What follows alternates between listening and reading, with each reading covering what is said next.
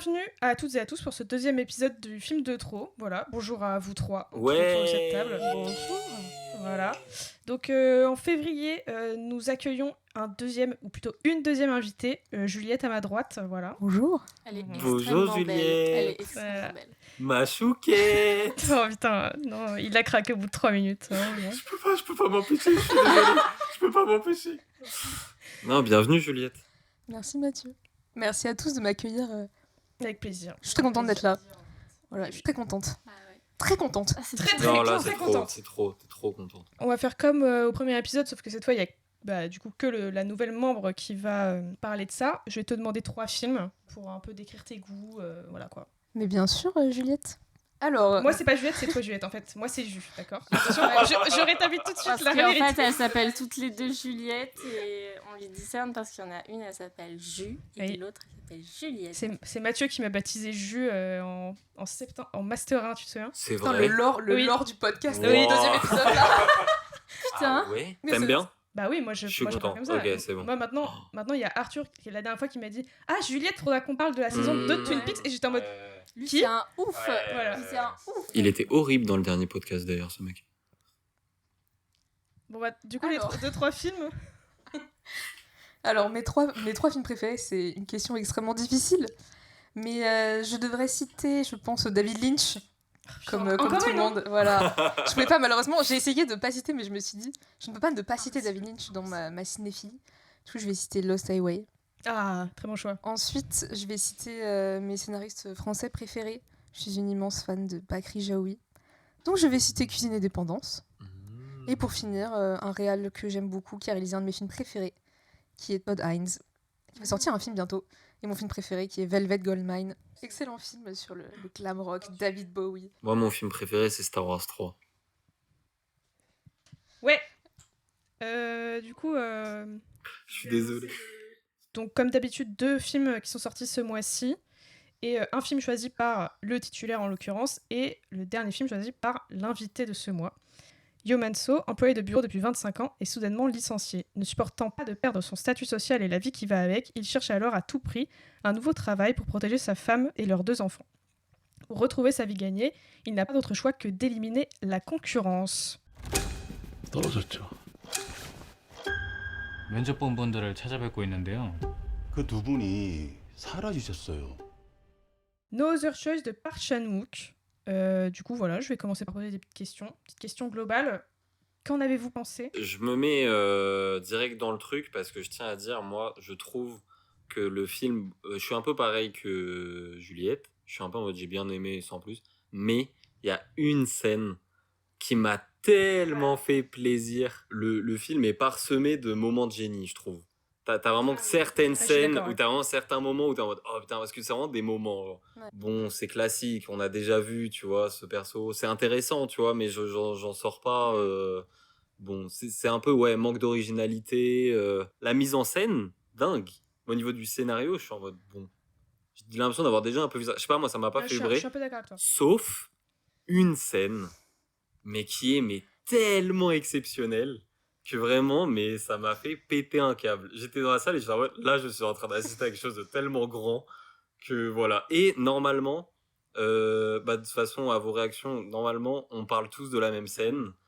Ah bon? Ah Mais en fait, merde. Mais en fait, c'est juste qu'en lisant ta critique Letterboxd, parce que sa critique c'était il y a une scène qui est incroyable, ce qu'il vient de Ouais, me dire. ouais. Et du coup, j'ai passé le film à me dire putain, c'est quelle scène? Eh oui, Ah mais ouais. c'est peut-être Cette cette scène, scène, moi mais- aussi. c'est peut-être cette scène, c'est C'est qu'elle est laquelle? trop hypée en fait, Ouais. je pense. Ah. Et en fait, comme c'est vrai qu'il y a beaucoup d'éclairs de génie de temps en Ouais. temps, t'as des plans qui sont incroyables, t'es en mode ah, c'est ça, et en fait, non. Ok. Parce qu'il a dit Sinners a la plus belle scène de 2025, ce C'est film aura la plus belle scène de 2026. C'est pas genre scène incroyable, c'est la scène. Ouais, Oui, c'est ça, vrai, La c'est vrai. scène Non, que tout le monde, ok. dont tout le monde se souviendra, quoi. J'ai vendu le truc. C'est juste tous les ingrédients que moi j'aime étaient là. J'avais pas forcément voulu ce film, moi, à la base.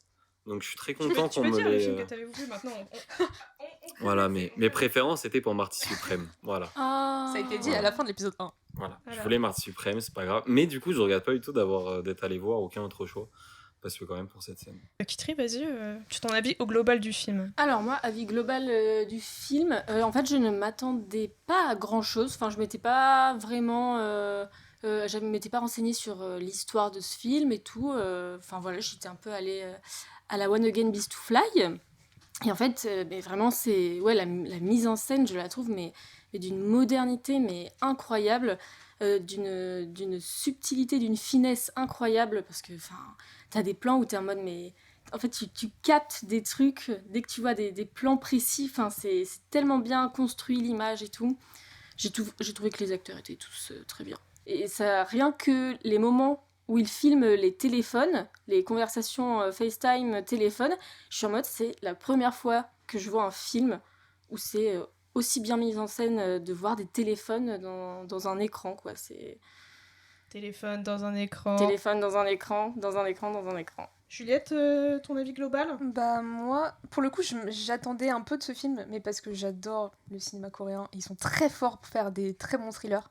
Et Park Chan-wook, je connaissais pas du tout avant de voir Old Boy la semaine dernière. Parce que je savais que c'était ce réal. Et j'avoue que j'étais en mode sur le papier, c'est vraiment un genre de réal que je devrais adorer. Parce que j'adore tout ce qui est genre Parasite, Bong Joon-ho, etc. Et je pense que, en plus, on m'avait beaucoup vendu ce film comme un peu genre le nouveau Parasite. Et du coup, il y avait un peu ce truc de me dire, oui, le film est très bien fait et très intéressant, mais moi, je l'ai pas ressenti comme j'ai ressenti Parasite. Et je pense qu'il y avait un peu ce truc de déception. Et je pense qu'un problème que j'ai, c'est je le trouve trop long. Je le trouve vraiment trop long et juste, j'arrive pas à rentrer dedans et à me dire, à comprendre un peu les thèmes et tout ce qui est au niveau de la mise en scène. Ouais, en fait, c'est très chargé en Ouais, c'est ça, il y a trop de choses. Ça vous a pas un peu ennuyé? Ouais, je capte Ouais. le côté long, le côté cycle. Parce que du coup, l'idée du film, c'est qu'il a aucun autre choix et que ça va l'amener à faire des actions. Sauf que ces actions sont établies à la 30e minute du film et qu'en fait, on assiste Ouais, juste c'est à un vrai. déroulé. Ouais. Alors, le déroulé à chaque fois se passe pas vraiment comme voilà, mais c'est vraiment étape 1, étape 2, étape 3. Ouais. Et les films comme ça. Et là, étonnamment, moi, ça va, mais c'est vrai que du coup, je capte de fou le truc d'un peu long. Et surtout que ça met hyper longtemps à se mettre en place le premier meurtre. Enfin, t'as la planification, t'as l'impression qu'elle dure 20 minutes, où il va le faire, et en fait il le fait pas, et en fait il va le faire, et il le fait pas. Ouais, j'avoue que ce premier meurtre, il est super long à... Après, quand il se passe, vraiment, cette scène est très très cool. Ouais. C'est peut-être cette scène-là dont tu parles. Cette scène-là est vraiment très très bien. Mais il met un peu de temps pour y aller. Ouais, moi j'ai bien aimé le film. En fait, je pensais vraiment le kiffer parce que moi j'aime beaucoup Park Chan-wook, j'aime beaucoup son ciné, sauf rare exception, genre Sympathy for Mr. Vengeance où j'étais un peu restée à côté malheureusement, mais j'ai quasiment tout vu de lui et j'aime beaucoup quoi. Et j'y étais allée sans savoir, enfin, je savais que c'était une adaptation littéraire et tout, j'avais pas lu le couperet, donc le bouquin dont le film est adapté. J'ai pas vu l'adaptation originale de Costa Gavras. Donc j'y suis allée un peu les mains dans les poches quoi. Et en fait c'est vraiment un pitch qui me plaît de fou. Parce que très simple, et ça fait complètement écho à ma situation personnelle si je puis me le permettre, voilà. Sans l'assassinat, la famille, la maison, t'as capté, mais voilà, en tant que demandeuse d'emploi dans la France à Macron, voilà, je comprends un peu le perso quoi. Enfin bref, mais ouais non, du coup, moi j'aime beaucoup ce film. C'est vrai que le côté un peu cyclique me dérange, et encore en fait je dis dérange, mais c'est parce que moi Park Chan-wook il m'a tellement habitué à des masterclass sur masterclass, genre Mademoiselle, Grotesque, Old Boy, Grotesque, enfin vraiment moi c'est des films que je kiffe, et en plus j'avais vu JSA il y a pas longtemps et qui est vraiment un excellent film aussi, et du coup c'est un réal moi qui m'a tellement habitué à des trucs parfaits quoi, que du coup en fait là je suis un peu en mode ouais, mais le film est super quoi, vraiment le film reste super. Et moi j'aime beaucoup la colo du film, j'avoue que ça change un peu. Ah mais oui, c'est clair, les couleurs sont magnifiques. J'avoue, je sais pas trop votre avis, mais moi j'en ai un peu marre de tous les films un peu aux palettes pastel, un peu grisâtres qui font un peu chier en ce moment. J'avoue, là ça fait... Enfin moi j'ai beaucoup aimé l'utilisation du vert dans le film, parce que le personnage il a une serre, enfin c'est quelqu'un qui a la main verte. La nature. Voilà. Ouais, c'est ça. Et je suis en mode putain, c'est ça, on respire un peu. Malgré tous les voilà, on va dire les meurtres, voilà, globalement, et la violence du film, franchement, ça fait un peu kiffer, quoi. Donc voilà. Et moi, un de mes seuls problèmes, c'est... problème, encore, enfin, voilà, je max, et voilà. C'est... je vois pas trop l'évolution du perso du début à la fin, dans le sens où il est pas... Enfin, il se met pas non plus en question de fou, mais ça me dérange pas beaucoup non plus. Donc voilà, je vois pas une évolution drastique du perso entre le début et la fin. Voilà, mais Ah, c'est pas non ouais. plus un problème, quoi. Hein. Ça, pour le coup, j'ai pas du tout cette vision-là. Ouais, moi Étant aussi. donné qu'en plus, le film se boucle parce qu'il reproduit les scènes Ouais, du voilà, c'est ça. début Ouais. et son comportement est radicalement différent et le film insiste en plus là-dessus parce qu'en fait, au début, du coup, il refuse pas son humanité et il a encore de la compassion. Et à la fin, justement, genre, il y a tout ce truc où il a tout perdu. Genre, Oui, tout ce mais- qui faisait son identité et justement Ouais, le ouais. personnage, il a quand tout je veux dire perdu. qu'il a genre. pas évolué, enfin, où j'ai pas trop vu l'évolution, dans mon sens, c'est plus en termes de psychologie, dans le sens où vraiment c'est un assassin, hein, ce mec, hein, c'est un assassin, tu vois. Mm. Et moi, je pensais qu'il allait être un peu, genre se faire un peu dévorer, et vraiment, et presque prendre du kiff à tuer ces gens, tu vois, et que ça allait vraiment le rendre fou. Et en fait, non, et je trouve presque ça mieux comme ça, tu vois, mais c'est juste, moi j'avoue. Enfin, en fait, comme le dernier film de Park Chan-wook que j'ai vu, c'est JSA, où vraiment là on voit l'évolution du perso du début à la fin, tu vois. C'est vrai que ça m'a un peu fait poser des questions, mais Oui. c'est pas un reproche, quoi. C'est vrai que le côté cyclique des meurtres fait que c'est vrai que entre les meurtres, c'est vrai que pour le coup, il y a pas tant d'évolution. Le résultat de tous les meurtres fait qu'à un moment, il change. Mais c'est vrai que entre les trucs, vraiment, c'est vrai que de la 30e à, je sais pas, là, comme ça, je dis au pif, mais 1h30, quoi. Bon, Oui, il enchaîne, c'est quoi. redondant, quoi. Ouais. Il y a pas de. Oui, ouais. je capte. Il stagne un peu à un moment, Ouais, quoi. il y a pas un moment où il se dit je vais peut-être arrêter ce que je suis en train de faire, ou là ça devient vraiment trop dangereux, ou là je. Et Ouais, encore, ok. en fait, on dit ça, mais on a tous beaucoup aimé, hein, donc Ah voilà, oui, enfin, oui, bien sûr. c'est vraiment au pinaille, quoi. Hein, mais, Ouais. Et l'acteur aussi, incroyable. Ouais. l'acteur, Ouais, bah, ouais, même- incroyable. Même acteur que JSA il y a 25 ans. Et du coup, ça, en fait, ça fait un peu écho à ce qu'il dit et à... Parce qu'en Corée, t'as une espèce de loyauté à ton patron, à ton employeur, tu vois. Et là, c'est un peu le cas parce que il prend le même acteur qu'il avait il y a 25 ans. Donc vraiment, Mhm. très, très bonne métaphore. Voilà. Et tu vois, tu viens de me rappeler que c'était le même acteur de JSA parce que moi je le connaissais Dans Squid Game. de Squid Game. Aussi, Voilà. oui. Et j'ai été trop content de le revoir là. Bon, du coup, on passe à la fameuse question de la scène. Donc, quelle est votre scène préférée? Parce que en fait, ce film, c'est vraiment enfin, vraiment, les Ah oui, mais idées il de y a mise en scène un- sont ouais. exceptionnelles. Enfin, Un genre, vraiment, t'as des inventaire. idées. Ouais. Voilà, t'as des idées à chaque plan, vraiment c'est incroyable. Donc Mathieu, quelle est la scène dont tu parles dans ta review Letterboxd? Par pitié quoi. Mais du coup, je comprends à quel point en fait cette scène est peut-être plus subjective que ce que je pensais.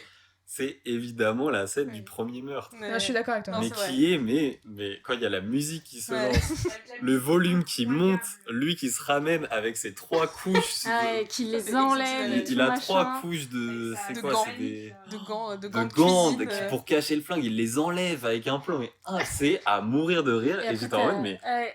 mais qu'est-ce que je regarde? T'as la meuf après qui arrive derrière lui, Oh et là là, là. ça a commencé à devenir une scène de ménage entre la meuf et lui. Enfin, Oh, ah oui, c'est puis en plus, vraiment- il se faut une déclaration d'amour au milieu. Ah non, Personne mais- sait ce qu'on fout là, personne. Oh, c'est incompréhensible. Après, le flingue, il vole dans la pièce. En fait, il y a une comédie Ouais. dans la scène qui est incroyable. Moi, je Mm. trouve la musique en plus, Ouais. mais... Ah mais incroyable la musique. Elle est les, incroyable comment elle serre le truc. mais les Mais- musiques sont les Oui. musiques du film sont incroyables genre. Moi j'étais grave déçue qu'il lui lâche pas l'énorme pot de fleurs sur la gueule. Oui. Ah à la ouais, de 30e ouf. minute, voilà, Ouais. où il soulève l'énorme vase avec le plant de piment qui est planté dedans. Il le soulève au-dessus de sa tête et il veut le lâcher sur du coup le mec dont il veut le poste. Et j'étais en mode putain, lâche-le. Et après je suis en mode ah non, ok. Et après il cook et il nous flingue ces trois dudes Mm. pour avoir. Alors, Ça me donne des idées perso, quand voilà. on dit il cook très mal, hein, quand Oui, même. oui, il cook très je mal. tiens à dire, Ouais. c'est une catastrophe, vraiment du début à la fin. Non, et même, alors non, Comment ça, non? là, si vraiment on rentre dans le spoil un peu dur, Bah, vas-y, est-ce hein. que vous pouvez m'expliquer très vite fait les derniers plans du film, si vous vous en rappelez? C'est genre, Quand en il va à fait, la c'est papeterie. un... Enfin, quand Non. il est dans le. Il y a d'autres plans, en fait, qui s'ajoutent à ça, où c'est une... Je sais pas comment on appelle ça, une machine qui détruit les arbres. Ah oui, bah, le générique de fin. Du coup, pour faire du papier, mais c'est juste en termes de Bah, pour moi, c'est un sens, peu. Enfin, j'ai pas tout compris. pour moi, je l'ai un peu. Je sais pas si c'est ça, mais pour moi, je l'ai vraiment compris en mode capitalisme égal. On peut pas faire d'omelette sans casser des œufs, tu vois. Ok. Mais un peu en mode Oui, ironie, d'accord. en mode on est obligé de détruire des Ouais, trucs je vois. pour vivre, entre guillemets, alors que. Oui, enfin, parce non, tu qu'en vois. plus, comme le papier Voilà. c'est vendu comme une passion en plus depuis le début. Ouais, oui, ouais, d'accord, ouais. ok. Qu'aurait Ok, ok. pensé Michael Scott de tout ça. Ah, ça c'est bien clair, vrai, bah ouais, ça c'est c'est clair, bien vrai. Il aurait pu embaucher finalement. Non, tout- encore, tout- Michael tout Scott, film. non, qu'aurait pensé Dwight. Qu'aurait de pensé tout ça. Dwight de tout ça. Non, mais alors là, Oh, Dwight. lui, il aurait été en mode c'est normal hein, de fermer ses postes. Enfin, Michael. Ah, putain. Moi, ma scène Ouais. préférée. Ah, vas-y, donne ta Vas-y, scène ma scène préférée, préférée. pitié. Moi, j'adore le premier meurtre. Le premier meurtre, je suis d'accord. Hmm. Mais j'aime beaucoup aussi le dernier meurtre Voilà. chez le mec. Ouais. Où en fait, moi, ce que j'adore dans cette scène, c'est vraiment le fait que depuis le début du film, il a une dent qui lui fait mal. ouais, Mm. Et pendant tout le film, tu te dis, putain, mais qu'est-ce qui Ah, fait que c'est- sa dent, pourquoi est-ce qu'il va pas, je sais pas, chez un dentiste Mhm. Et t'as ce truc où ça lui fait mal et tout pendant longtemps, et t'as ce moment hyper cathartique dans cette scène-là, où il boit une pinte de bière, je crois, avec des glaçons, et vraiment, il sort, je sais même plus c'est quoi, il sort Et un une truc de la pince. cuisine, Il sort une pince et il aussi. s'arrache la Ouais. dent. Et cette scène est Puis, assez Tu folle. as je trouve. la caméra est dans la bouche carrément, Ouais. donc c'est vraiment C'est hyper. N'ayez pas peur, ça va bien se passer. Hyper perturbant, mais vraiment cette scène-là, j'avoue qu'elle m'est bien restée dans la tête, enfin, jusqu'au moment où il meurt. En plus, la mort du gars Mais ouais, est en fait, hyper glauque. Moi, Ouais, au début, ah, je vraiment. comprenais pas pourquoi est-ce il faisait autant de trucs bizarres, mais en fait, après, tu comprends que c'était pour simuler le gars qui Ouais. s'étouffe dans Ouais. son vomi parce qu'il s'est Ouais, pris ouais. une grosse cuite. Ah ouais, non mais... Et je trouve ça, le- mais waouh, il a quand même pensé à tout ça, genre. Ah non mais la préméditation est horrible à regarder, mais en même temps Ouais. c'est tellement genre plaisant parce que t'es en mode putain il va enfin y arriver, Mhm. il va enfin avoir son poste, let's go mon gars, let's go tu vois, et vraiment mais enfin pour raconter un peu, il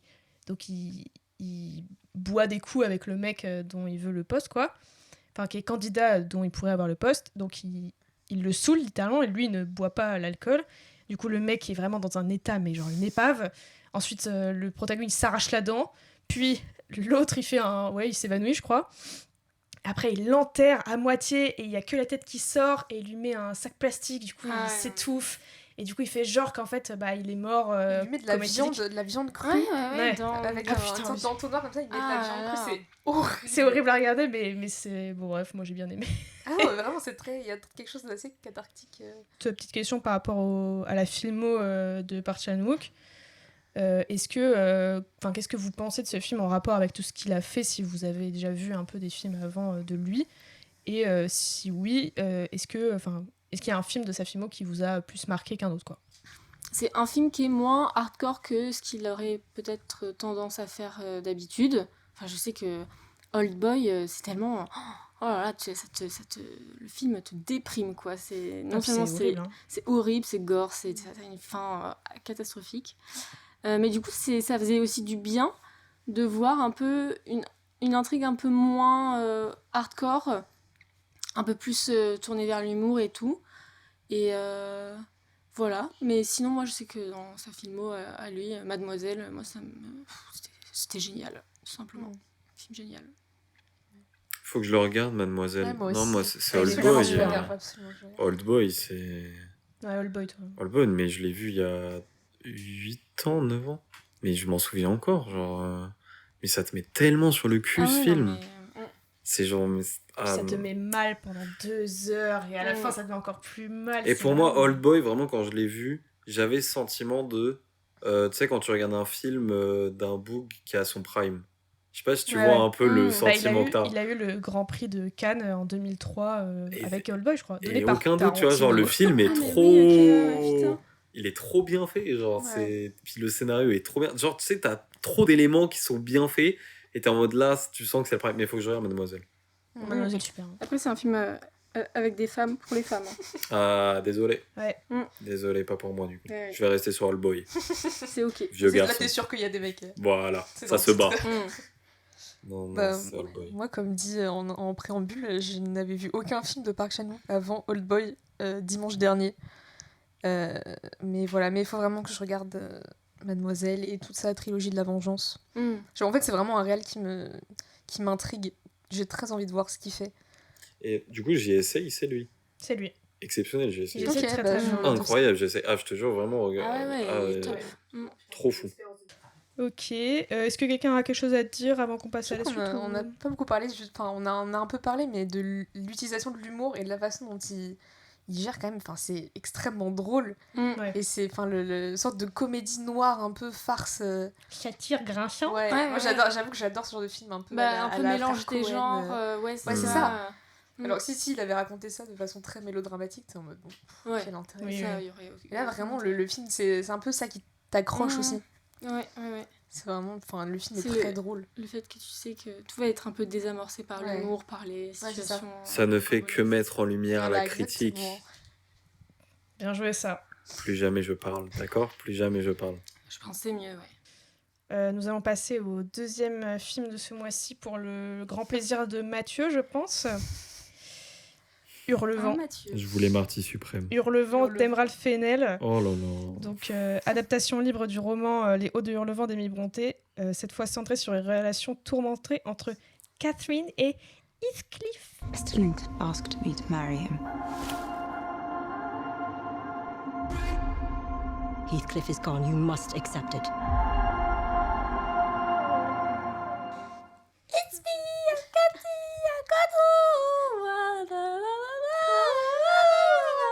Je pense que je vais mourir dans Elle est cette bien, la maison. bande-annonce. Bon, non. Ok. Je pense que je vais mourir dans cette maison. Ok, donc Hurlevent d'Emerald Fennell. Hurlevent entre guillemets. Oui, pardon, excusez-moi. Entre titre. guillemets, entre guillemets, Hurlevent d'Emerald Fennell. Voilà, je pense que... je suis désolée, je spoil un peu. Hurlevent est notre nouveau gourou. Je pense, en tout cas pour les 3 personnes de cette pièce. Tous les mois, il faut un film comme ça. Voilà. Ouais, un film Attends, qu'on pourquoi déteste. 3 personnes de Bah cette toi, pièce t'as mis... Oui, j'ai mis je pense 3 que t'as pas étoiles. autant détesté que nous 3, quoi. Parce que Ouais, c'est vrai J'ai que... beaucoup de choses à dire, mais oui, j'ai mis 3 étoiles. Bon, Mathieu, est-ce qu'on commencerait pas par toi? Parce que toi, Non, t'as fait ton caca boudin nerveux pour qu'on aille Déjà. voir Marty Suprême, et finalement, le sondage Voilà. a dit Hurlevent Voilà. et pas Marty Et Suprême. ça m'a vraiment énervé, mais c'est pas grave. Déjà, j'y allais, mais à reculons, mais vraiment à reculons. Dites-vous, moi, on avait commencé à me dire un peu de quoi ça parlait vite fait, mais c'est horrible. C'est horrible, ça été encore pire que ce que je pensais. Alors déjà, en plus, j'ai même pas pu... Non, les plans étaient jolis. Ça va, les décors et tout. Moi, j'étais en mode, ça va, genre l'esthétique, tu vois, j'étais en mode, vas-y. Je capte, c'est ok. Mais les persos sont ignobles. Je n'ai aucun feeling avec Margot Robbie ou Jacob Elordi. Et je comprends que le film, vraiment, me jette comme ça des perches pour, allez, vas-y.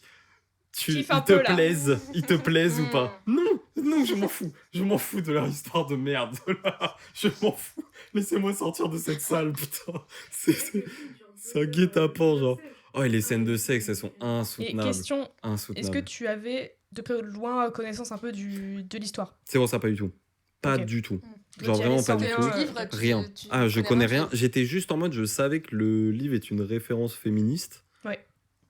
J'espère Bah, que non. Enfin, Alors justement, là, le problème, c'est que...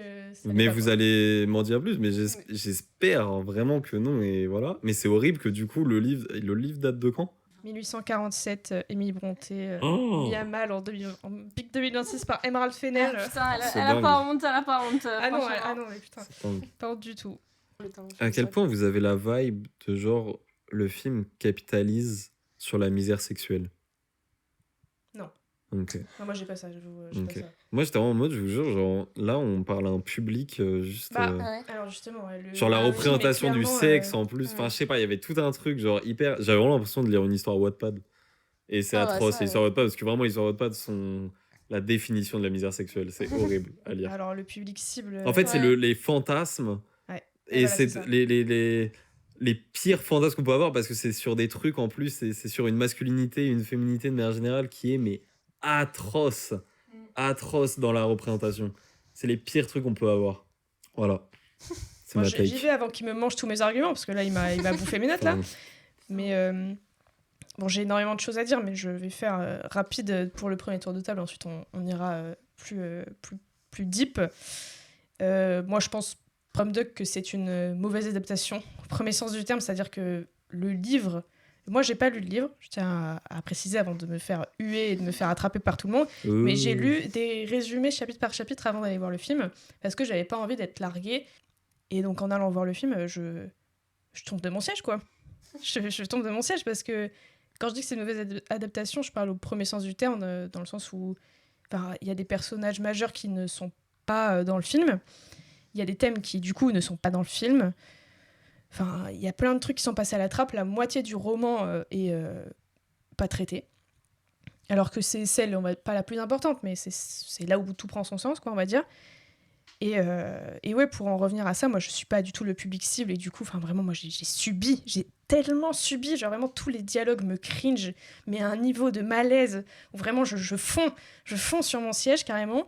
Je n'ai, comme Mathieu, aucun affect avec les personnages, vraiment, mais je trouve qu'il n'y a aucune alchimie entre les deux. Je les supporte pas. Genre, vraiment, je suis en mode, n'apparaissez pas tous les deux ensemble à l'écran, je vous en supplie. Vraiment, je vais crever, voilà, tout simplement. Et du coup, je m'interroge sur le casting, hormis, j'exclus le truc du whitewashing dont on parlera sûrement plus tard, mais j'avoue, le casting Jacob Elordi, Margot Robbie, 2 Australiens de 30 ans qui jouent des adolescents, enfin qui jouent un peu comme des adolescents, parce que les persos du livre sont censés avoir 18 ans. Voilà. Mais oui, mais, Mathieu fait les gros yeux. Voilà. Je pense qu'objectivement, ce film est une très mauvaise adaptation. Ah et oui, tout le non. monde est d'accord, juste... En fait... Je trouve qu'il y a les thèmes... Parce que tu peux faire une adaptation qui est pas hyper... Comme Saltburn, en fait. Voilà, mais Voilà, en fait, comme tu Saltburn, peux même, faire genre, une adaptation, et en fait, il n'y a pas de problème à trahir l'adaptation.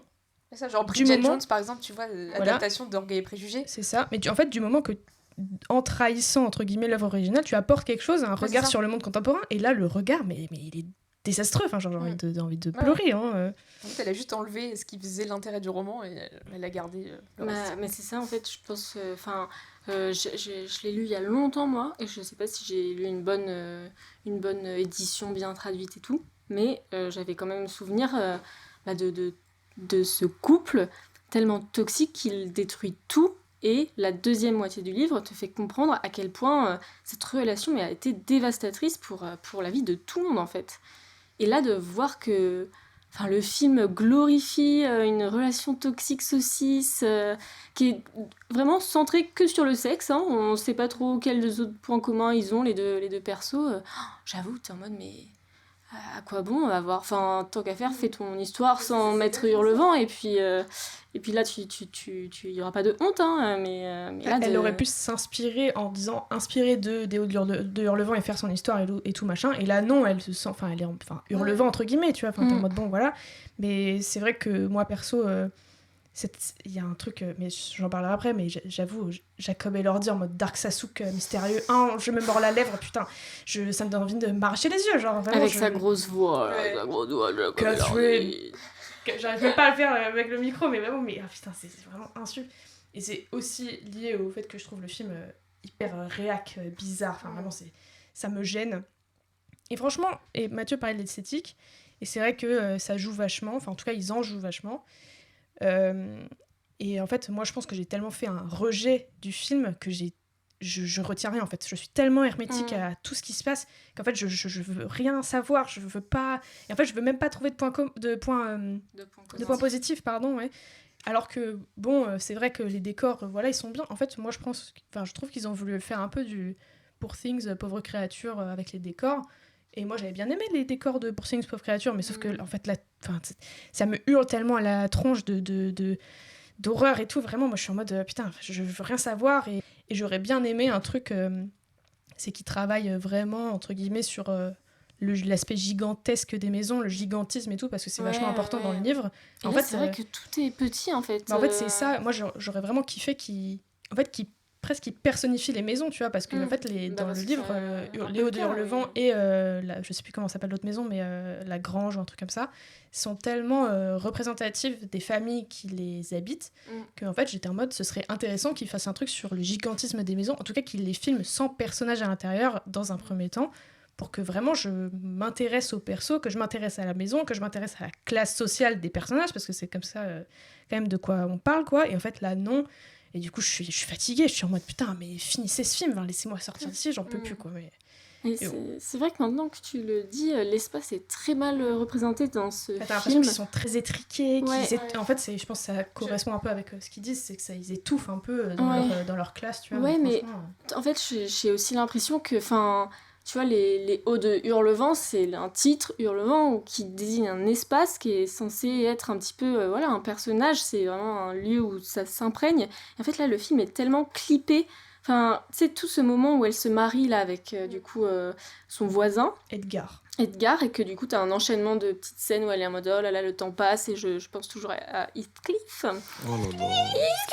Ouais, voilà. Et ben, c'est tellement clippé que en fait tu t'as pas le temps d'apprécier l'espace, l'espace dans lequel elle évolue. On aurait aimé avoir vraiment des longs plans où elle se balade dans les couloirs, où elle va de pièce en pièce. Enfin, là, tout est très clippé et on change très vite de costume, de décor, et du coup, ça a beaucoup d'informations et du coup, t'arrives pas à te... En fait, le film avait quand même vraiment des pistes incroyables à développer et il n'en a rien fait pour développer le truc le moins intéressant, la relation toxique saucisse.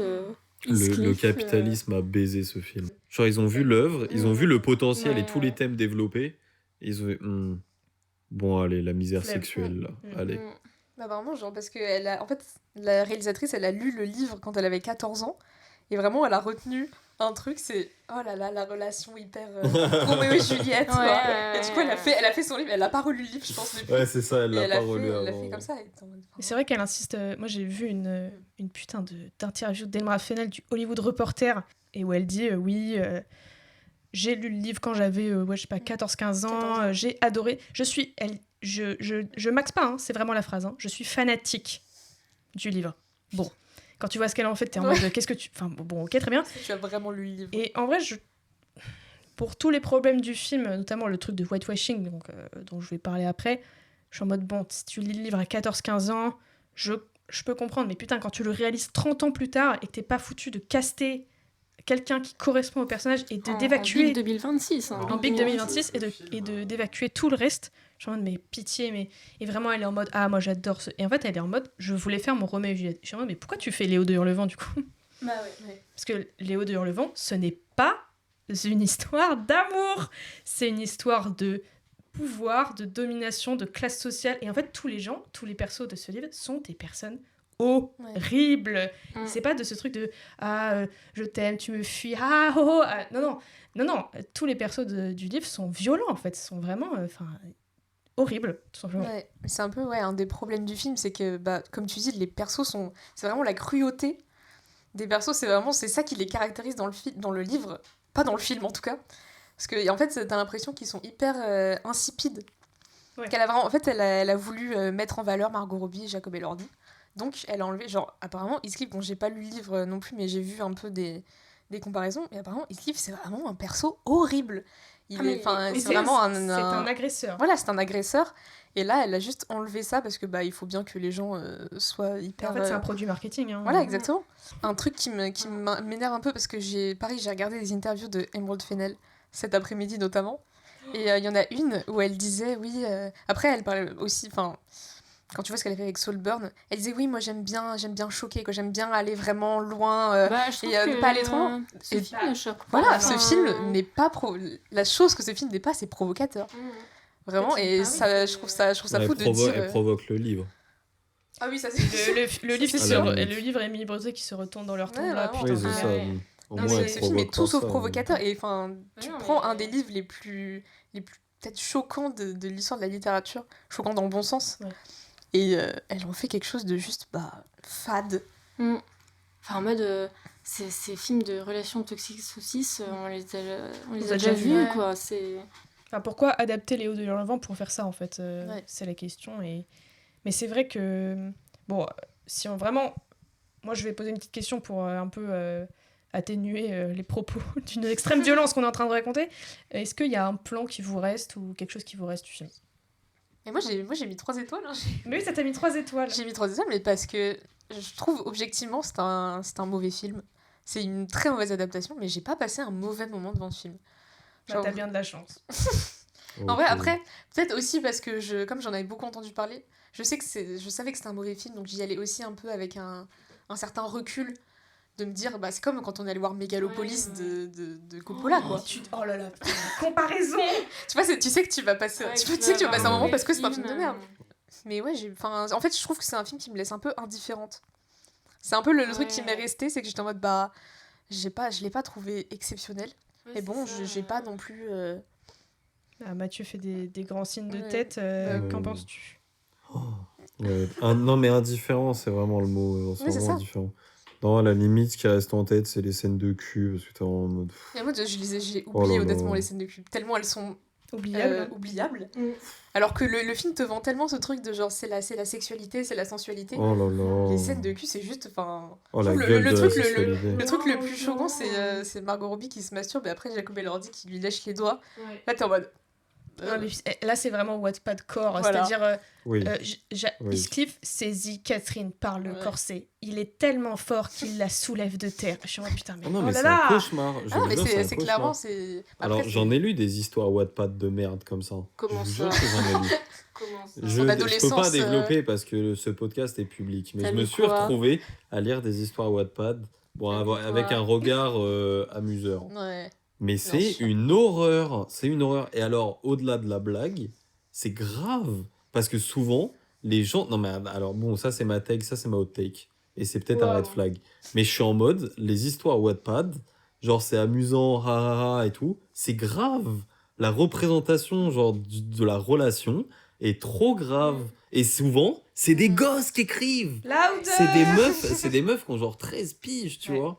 Et qui écrivent des histoires et t'es en mode, mais non, c'est pas ça. Bon, bref, voilà. Et là, c'est une meuf de 30 ans, voilà, Ouais. qui a fait exactement la même chose. Et qui a lu à 14 ans et s'en est jamais remis. Genre, c'est trop grave. Mais pour moi, c'est même bail que l'autrice de 50 nuances degrés. T'es en mode, mais enfin, comment tu peux bander encore sur ce genre de relation? Enfin, pardon, j'ai dit un gros mot, ça va peut-être être la fin du podcast. On a dit cul tout à l'heure, je pense que c'est bon. Je Sexe. mettrai contenu explicite sur Spotify, c'est bon, ça passera.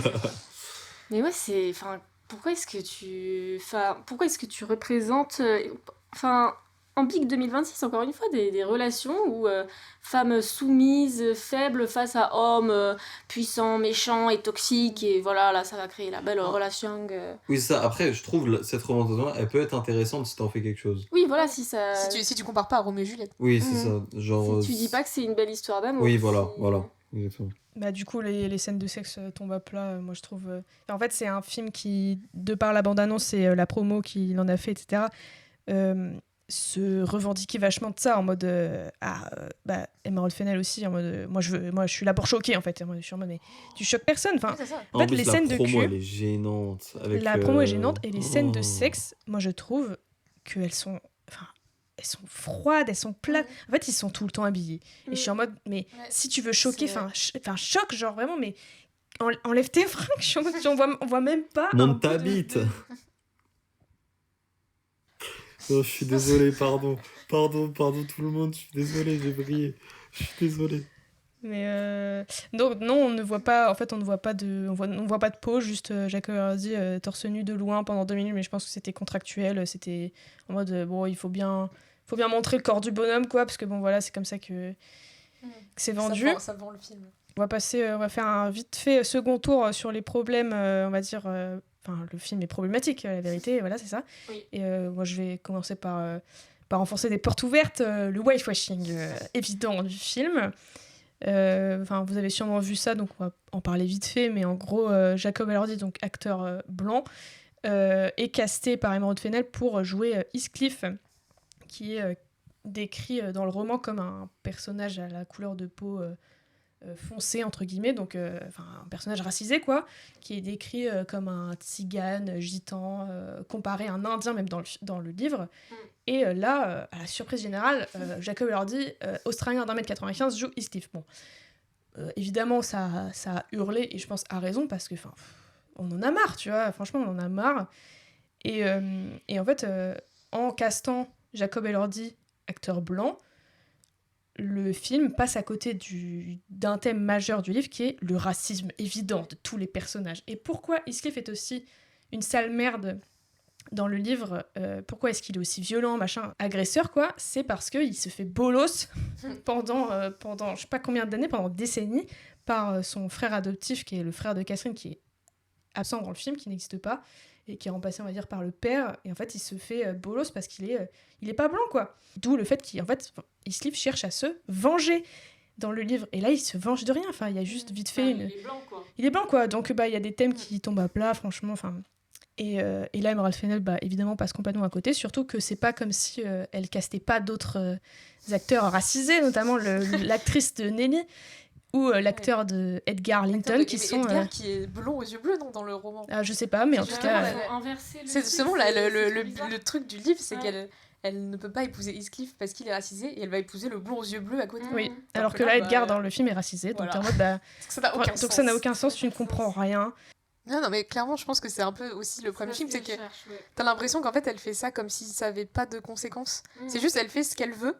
Et Ouais, elle c'est se ça. pose pas du tout la question de peut-être il y a des gens qui vont regarder. Mais ouais, le film, ça reste quand même d'une utilité publique, ça reste un divertissement qu'on va Exact, tous se enfin, partager entre nous, ça voilà. va entrer dans la culture populaire et tout, de se Ça dire va que ça avoir va, un impact sur ça les va gens. avoir un impact sur les gens. Tu as cette responsabilité-là, mais comme chacun dans son métier a une responsabilité dans son métier, et là, j'ai l'impression qu'elle s'en bat les couilles. Ouais, Enfin, clairement, ouais. Toute la promo, c'était vraiment vendu comme un film divertissement, popcorn, ça va baiser. Regardez là, le beau gosse, la belle gosse, venez juste vous poser là. Couple Saint-Valentin en plus, il y avait ce délire. Vraiment, 14 c'est février. juste manger des popcorn, tranquille, asseyez-vous. Le film va pas plus loin, mais du tout. On a rien à foutre. Effectivement, comme je dis, c'est dangereux. Vraiment, c'est très dangereux. Surtout, S'il te plaît, quoi. S'il te plaît, on mérite mieux. Vraiment, On le mérite mieux. casting, Margot Robbie et Jacob Elordi, pour moi, n'ont rien à faire là. Surtout Margot Robbie, mais qu'est-ce qu'elle fout là? Oui, c'est ça. Vraiment, Non, vraiment, qu'est-ce qu'elle fout vraiment. dans le personnage de Catherine? Elle est productrice. Oui, mais, Mais enfin, oui, indice. vraiment, il y a... Elle était aussi productrice de Saltburn. Mais Ah là là là, c'est ça veut pour dire ça. qu'elles sont Ça a dû copines, faire un en fait, carton, ça. je pense. Et Jacob Elordi joue dans Saltburn. ça a dû faire un carton, est je lié. pense. Ah, j'avoue, c'est quoi les résultats du box-office? C'est 192 millions pour le moment. Non, Nous, on est... Ouais, c'est un joli petit Ouais, jeu, parce que ça son va. budget, ça doit pas être... C'est 80 millions. Quoi? C'est vrai? Ouais. Quoi? Oh, Margot Robbie, j'ai compris. Je m'excuse, j'ai compris. Oh, je suis désolé, ok, j'ai la vision. Ok. Bah non, du coup, c'est pas un... Oui, Ouais, c'est non, pas ils terrible. sont un peu courts, là. Oui, non, ils sont carrément courts, même. Ah oui, putain. Aïe aïe Ouais, aïe. dingue. Où est l'argent? Oui, l'argent, Dingue. encore du blanchissement. Ah bah là, l'argent, c'est- on comprend tout. Ok, d'accord. Je change ma vision des choses avec cette somme. Oh, 80, mais comment ça 80? Mais c'est des ouf ou Où quoi sont les eux 80? Non mais ça va eux. Non mais ils prennent 10 Ça pour- millions par jour Ça ou pour quoi? faire C'est des quoi, plans ce serrés problème sur Margot Robbie qui se LeBron James Et sur un caillou. Ça rend le Putain. projet encore pire. Qui se les LeBron James. Le projet est hyper dangereux et ça rend le truc encore plus... ça veut dire qu'ils avaient tous conscience que c'était dangereux. Ils savaient tous qu'ils faisaient un produit de merde et ils l'ont fait pour la thune. Parce que je l'ai teasé un peu tout à l'heure, mais j'ai vraiment un problème avec l'esthétique de ce film. Parce que c'est autour de ça que le film a été vendu. Et c'est ça que les gens disent de positif sur ce film, c'est « Ah, il y a une belle esthétique, il y a des beaux décors et tout. » Mais en fait, je trouve que ce film, tu sens qu'il y a... Tout a été misé là-dessus. Et Emerald Fennell a 15 000 inspirations différentes qui viennent de partout. T'as des inspirations gothiques, donc t'as Dracula. Pour moi, il y a des références claires à Dracula de Coppola. Et vraiment, Jules met gravement sa main sur sa bouche en entendant Mais non, mais vraiment, Ouais. j'ai fait la comparaison. La scène où Heathcliff part de Hurlevent, Oui. c'est littéralement le même front que Alors, Jonathan Harker qui va voir Dracula dans le film de Coppola. Et je trouve qu'en fait, le film a plein d'inspirations différentes et du coup, il y a trop de choses qui se passent. Et t'as l'impression que le film n'arrive pas à se focus sur une direction. Il n'y a pas de cohérence esthétique dans ce film, je trouve. Pas de cohérence interne. Et vraiment, moi, j'avais l'impression juste qu'on me foutait plein d'images différentes qu'elle avait pris. Elle est allée sur Pinterest, Oui, elle a fait... Putain, j'allais le dire mot, aussi. Le mot que j'allais dire aussi, franchement. Non, mais vraiment, Le film Pinterest. et qu'elle a fait une sorte de... Elle a juxtaposé les Ouais. images. Et des fois, t'as des trucs qui vont même pas ensemble. Enfin, et c'est juste, j'ai l'impression d'avoir vu un pot pourri de plein de trucs différents qui n'arrivent jamais à choisir quelque chose. Et c'est vraiment... moi, je garde, c'est vraiment ça que je garde de l'esthétique. Ça me frustre un peu que les gens disent « Ouais, il y a des belles images. T'es en mode, mais pourquoi faire ?» Ok, très bien. Donc nous allons passer aux films qui ont été choisis par notre équipe pour ce mois de février.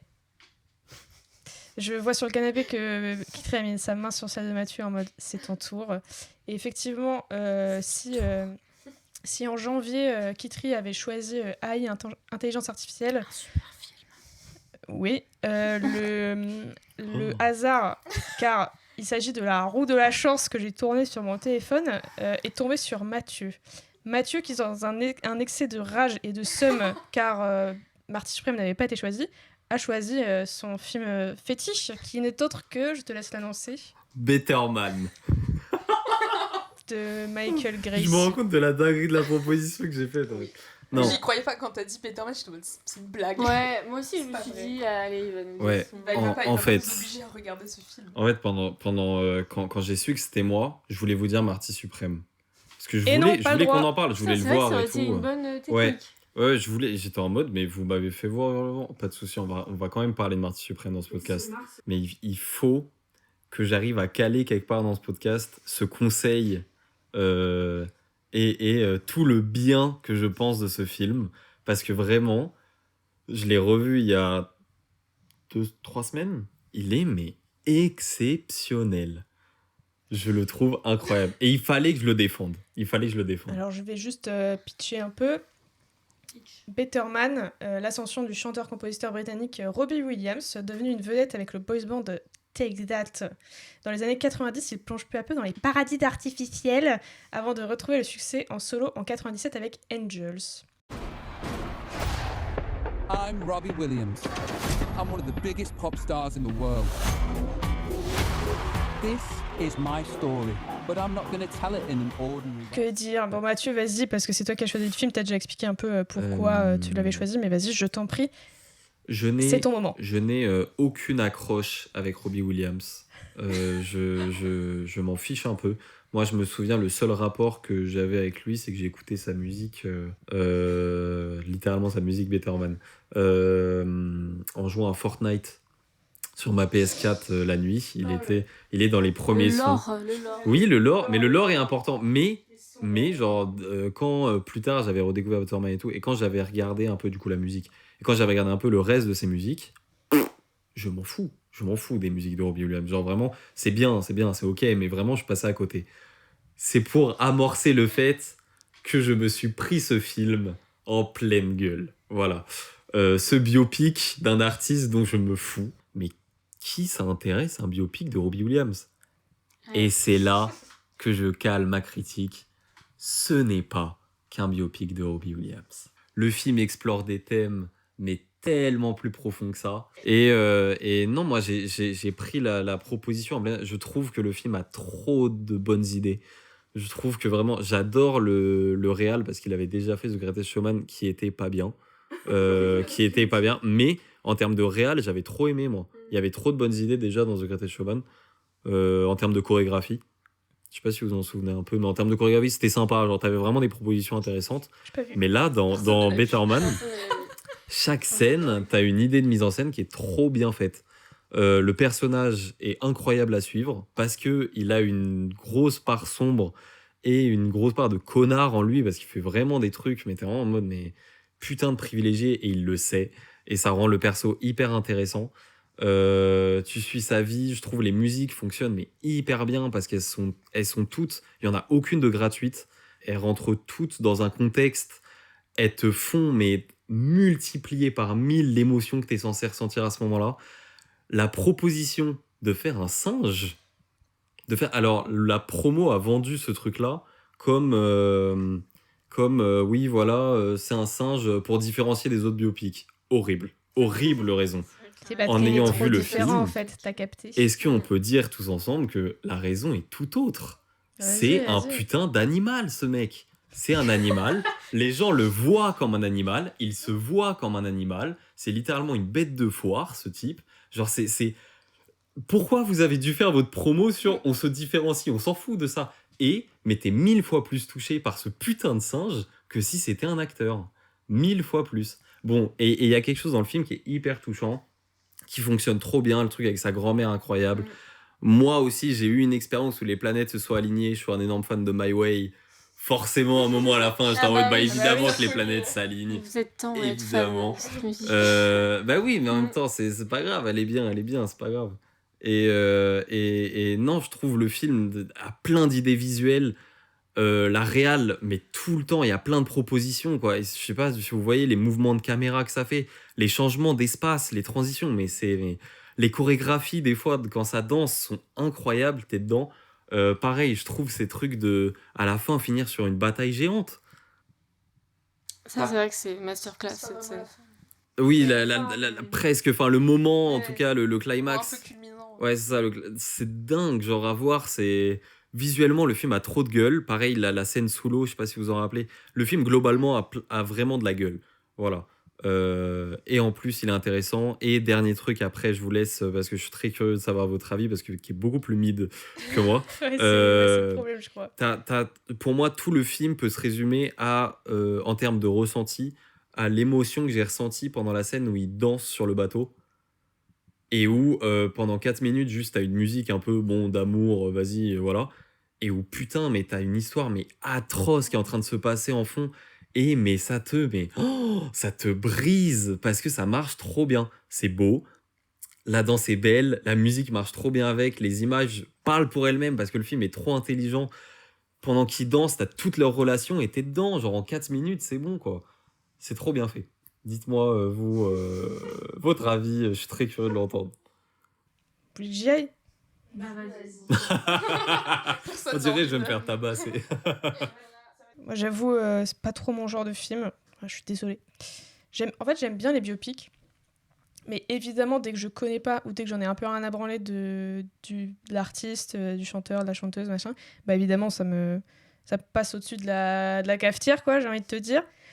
Et là, c'est le cas parce que, en vrai, moi, j'ai pas eu ce background avec Robbie Williams où je jouais à Fortnite sur ma PS4 et j'écoutais la musique, tu vois.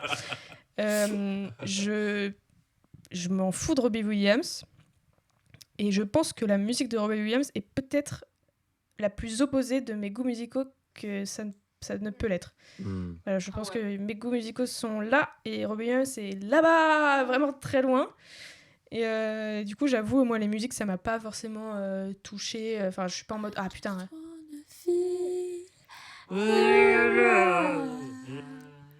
Et c'est vrai que je n'ai absolument aucune sympathie pour le personnage que je trouve absolument infâme. Voilà.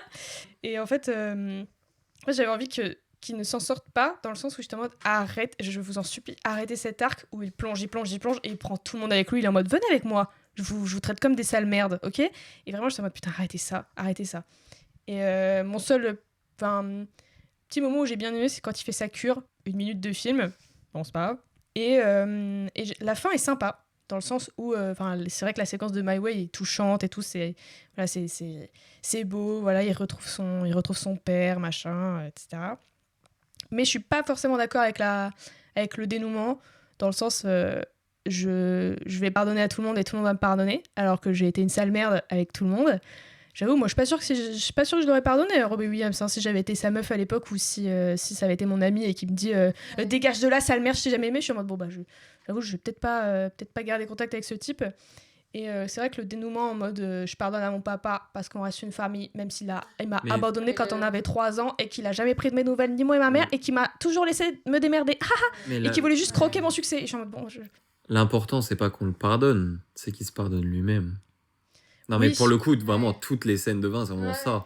Il cherche juste les gens, il attend plus rien d'eux, dans le sens où il l'entend complètement si personne revient vers lui et s'il est tout seul, parce qu'il a conscience que vraiment ça a été une merde.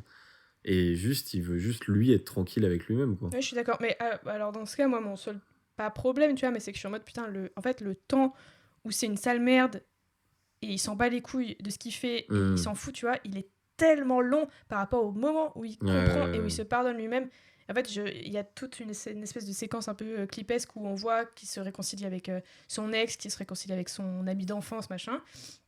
Et je suis en mode putain, mais donnez-moi les moments où il galère un peu à se faire pardonner, tu vois. Enfin, moi, ça m'aurait un peu intéressé à ce moment-là. Et moi, j'aime bien les récits où le perso est tellement submergé par ce qui lui arrive. Et là, en l'occurrence, le succès, qui est toujours ce qu'il a voulu. Et c'est un truc qu'il a toujours désiré. Et putain, quand il l'a enfin, ah bah c'est horrible en fait. Enfin, genre, il se sent pas mieux, ça ne résout rien. Moi, j'aime bien les récits comme ça, mais j'avoue là. Il y a des mini-moments où je trouve il retrouve son. Enfin, où tu entrevois son humanité. Notamment sa mère, sa grand-mère, le moment avec son père où à chaque fois il est hyper vulnérable. En fait, c'est ça. Son humanité, tu la vois dans des rares moments où il est vulnérable. Et sa vulnérabilité, ça le rend tellement touchant. Son humanité singesque, tu veux dire ? Oui, exactement. Alors là, non, c'est sa faiblesse en fait qui le rend, parce qu'il est faible. En fait, tu le vois quand c'est un connard et tout, c'est pas un connard fort, c'est vraiment un connard qui est misérable. Genre, c'est pour ça que je trouve que ça marche. Mais après, bon. Moi, je me dis, en fait, le film est quand même une sorte de mea culpa. En fait, moi, je repense au biopic de Bohemian Rhapsody, où en fait le groupe qui était derrière quand même l'écriture du film et tout, se sont montrés sous un jour, mais glorieux quoi. Enfin, en mode on est le meilleur groupe, il n'y a jamais eu de problème, tout était très sain. Et moi je trouvais quand même que c'était assez honorable de la part de Robbie Williams de se dire je fais un biopic sur moi, je vais faire mon mea culpa en montrant que j'ai été détestable tout au long de ma carrière. Et j'ai fait du mal aux gens qui m'entouraient et j'ai été imbuvable. Il aurait pu se montrer sous son meilleur jour avec quelques obstacles et tout. Là, le film est une descente aux enfers à cause de ses propres choix, parce qu'il fait des choix catastrophiques. Franchement, il prend aucune pincette. Et je trouve ça génial dans un biopic. En fait, c'est un biopic qui change. Et c'est c'est ça. très agréable. Et il est producteur, genre il est derrière, hein. C'est lui qui En a même temps, dans l'écriture et tout, Robbie il est derrière. Williams, j'ai l'impression comme il a... Enfin après, moi je dis ça du point de vue d'une Française, j'ai l'impression que tout le monde a un peu oublié Robbie Williams, et tout le monde se souvient un peu de lui comme, il avait fait des trucs pas très cool dans sa jeunesse. Si le mec revient, il dit ouais je fais un biopic sur moi, et il dit en fait je suis une personne super, le film aurait c'est sûr, bidé. c'est sûr. Donc Oui, c'est forcément, sûr. il a pas le choix que de se montrer sous un jour vulnérable pour dire oui bon d'accord c'est un biopic sur moi. Oui, mais, on s'en fout. il pourrait juste ne pas faire de biopic. Parce que là, vraiment, ça montre tellement une image. Ça montre tellement une image de lui, mais. Il aurait juste pu se montrer Terrible. sous sa vulnérabilité, mais là j'ai trouvé qu'il s'est montré aussi Oui. détestable. C'est ça, exactement. C'est vrai, je suis d'accord. Il le reconnaît. Effectivement, la résolution peut être un peu rapide, mais parce que moi, je vois vraiment la résolution. Même tout le moment où il continue de sombrer, où il s'engueule avec son père et tout, pour moi, ça fait partie de la résolution. C'est pour ça que j'enveloppe un peu la parenthèse. Mais je trouve que le moment où il est dans la salle, là où il dit mais en fait je suis juste un gosse pourri gâté, juste j'ai tout et je suis pas heureux et j'ai même pas ma place ici, tu vois. Enfin, je trouve ça mais trop intéressant, quoi, parce qu'on en voit peu des personnages comme ça qui effectivement qui touchent le succès, qui sont ignobles et qui ont conscience que c'est juste des pourris gâtés qui continuent de s'enfoncer. Il a une personnalité, je trouve, qui est intéressante, et voilà. Tu t'es identifié au singe? Non, dans la mesure où forcément... Mais tout le monde s'identifie à ce singe. Évidemment. Non, dans tous les cas, à ses rêves. Il veut plus. Oui. Il veut plus, il veut toujours plus. Et quand il a plus, il veut plus. Bon, c'est tout le monde qui se reconnaît pas là-dedans. Mais en vrai, c'est vrai que le fait que ce soit un singe, je me dis, si ça avait été un acteur... ou même Robbie Williams qui jouait son propre rôle, ça n'aurait pas eu le même effet. Je trouve que en effet, tu t'attaches plus au perso en tant que singe, et c'est vrai que du coup ça crée une vraie particularité. Moi ça va, c'est ok. Après bon, ça aurait pu être un cafard aussi. Ça aurait tout aussi bien marché. Mais je peux comprendre le détachement. Mais je vous le conseille au moins pour sa réalisation. Je trouve qu'il, moi, est hyper inventive. Juliette? Drop the mic. Moi déjà, je vais commencer par dire quelque chose. C'est que s'il y a bien un genre cinématographique que je n'aime pas, et vraiment que je déteste, c'est les biopics. C'est vraiment un genre que j'arrive pas à aimer, ce genre. Parce que pour moi, en fait, tous les biopics, c'est juste la même chose, répétée tout le temps. Et j'arrive pas à accrocher à ce genre. Ta réaction quand tu as vu Betterman dans le groupe WhatsApp, j'y pense. Oh, putain. Après, je l'avais déjà vu en plus, parce qu'on l'avait vu. Je l'avais vu avec Mathieu justement la première fois quand il est sorti. Ouais, on y était allés, on était 4, je crois. Après, en fait, je trouve que Betterman, c'est à la fois c'est un biopic qui change pour toutes les raisons qu'on a dit. Bon, évidemment, le fait que le personnage principal soit un singe. Forcément, il n'y a pas le truc de trouver un acteur qui ressemble ou faire Robbie Williams. C'est vrai que ça, je pense que si ça avait été un biopic classique, ça m'aurait fait chier. C'est vraiment... moi aussi, même si après, bon là, le truc du singe, moi j'avoue que je suis pas hyper convaincue. Enfin, je comprends le truc derrière de c'est un singe de foire et tout. Mais c'est vrai que moi j'ai du mal à le ressentir autrement que juste je suis différent. Je me sens pas à ma place. Je suis pas comme les autres. Je suis un singe. Je suis en mode, oui, mais... D'accord. personne n'est comme les autres. Oui, Je suis un singe. Ouais. Je suis un Et singe, ça, en plus, c'est vraiment genre le fait de faire un biopic sur soi. Oui, alors ça, moi je trouve ça aussi maladroit si le biopic te met une petite lueur. Là, il est tellement, c'est tellement grave ce qu'il fait. Il trompe sa femme. Aux enfers, vraiment, il prend de la drogue à tout. Il est tellement, il insulte tout le monde, il perd tout le monde. C'est tellement une merde que franchement, moi, j'y vois que un truc hyper cathartique pour lui. En tout cas, je vois un truc tellement libérateur. Il montre que c'est devenu un homme meilleur. C'est Un Ouais. Better Man. La meilleure. T'as pleuré. Ah bah oui. C'est Ah, vrai mais- Alors le pire, c'est que je l'ai vu avec mon amoureuse. Les 2 fois, on est en pleurs et on peut vous dire exactement les moments. Vas-y. Ça veut dire que, Ouais, alors, Dis les moments. moment du bus, au début, file. Le bus s'éloigne, émotion. Il y a quelque chose qui me tabasse dans cette scène. C'est pas possible. Ensuite, le bateau. Ah ouais. Évidemment, le bateau, mais ça me Ouais. touche trop. Tu veux expliquer un peu la scène du bateau, peut-être? Là, alors, c'est donc Robbie Williams qui, là, il a un moment où juste il va relancer sa carrière. Bon, il est dans un creux. Il rencontre une femme qui est aussi une artiste. Et en fait, ils commencent à danser ensemble sur. Je sais plus comment elle s'appelle, la musique. I'm the One, je crois. She's the one, peut-être? She's the One, ouais, ça doit être un truc comme ça. She's the One.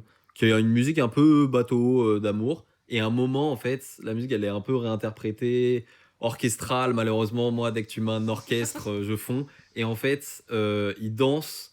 Et en même temps qu'ils dansent, tu vois leur histoire d'amour se dérouler.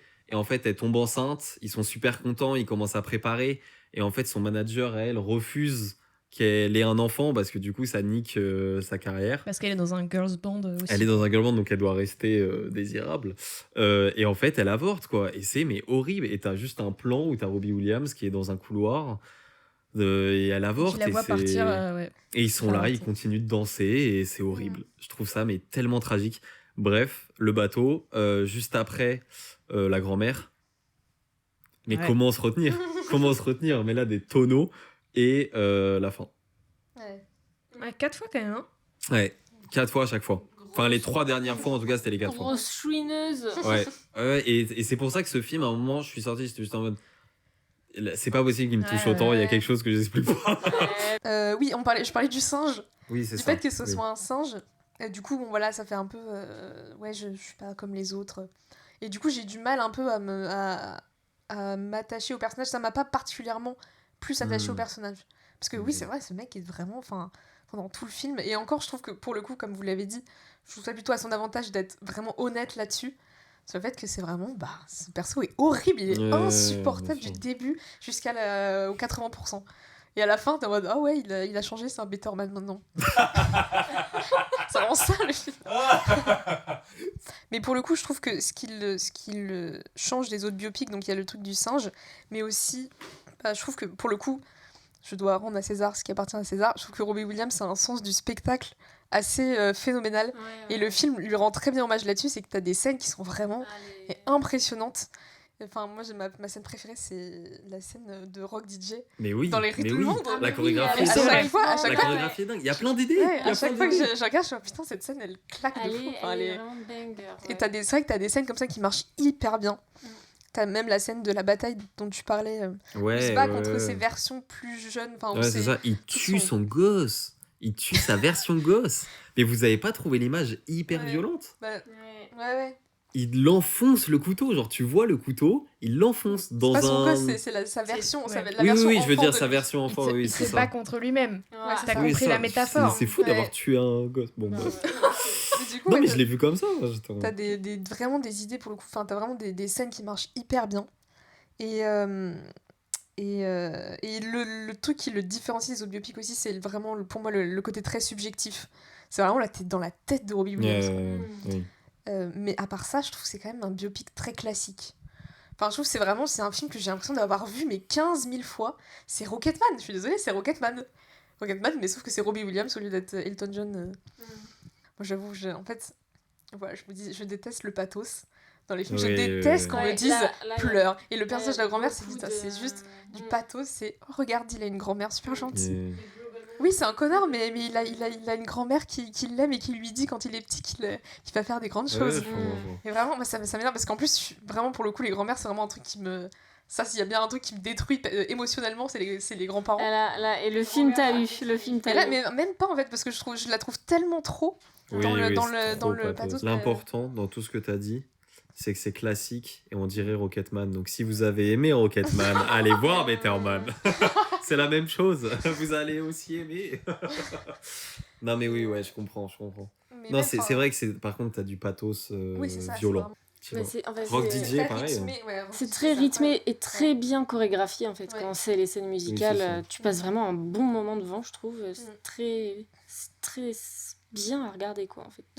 Très bien. Donc c'était donc Better Man de Michael Gracie, réalisateur de notamment The Greatest Showman. Et nous allons Wow. passer. Voilà, je suis désolée, c'est sa carrière. Voilà, je suis désolée. Nous allons passer au dernier film de cet épisode, qui n'est autre que le film de l'invité du mois, Juliette. Qu'as-tu choisi ? J'ai choisi le film The Power of the Dog. 25 years since our first run together. 1900 and nothing. It's a long time. Originaires du Montana, les deux frères Phil et George Burbank sont à la tête du plus gros ranch de la vallée. Lorsque George épouse en secret Rose, jeune veuve, Phil se met en tête d'anéantir celle-ci. Il cherche alors à atteindre Rose en se servant de son fils Peter comme d'un pion dans sa stratégie sadique.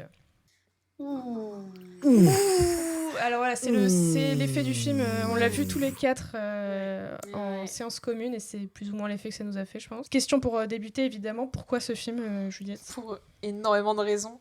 Non, en vrai, déjà parce que c'est un film que j'adore, tout simplement.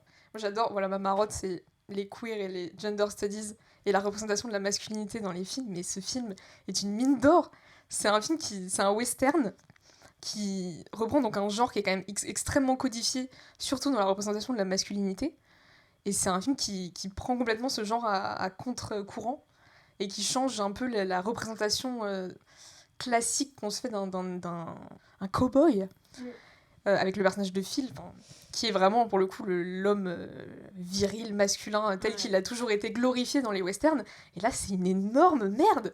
Ce mec est un énorme connard et c'est un toxique, mais il est horrible.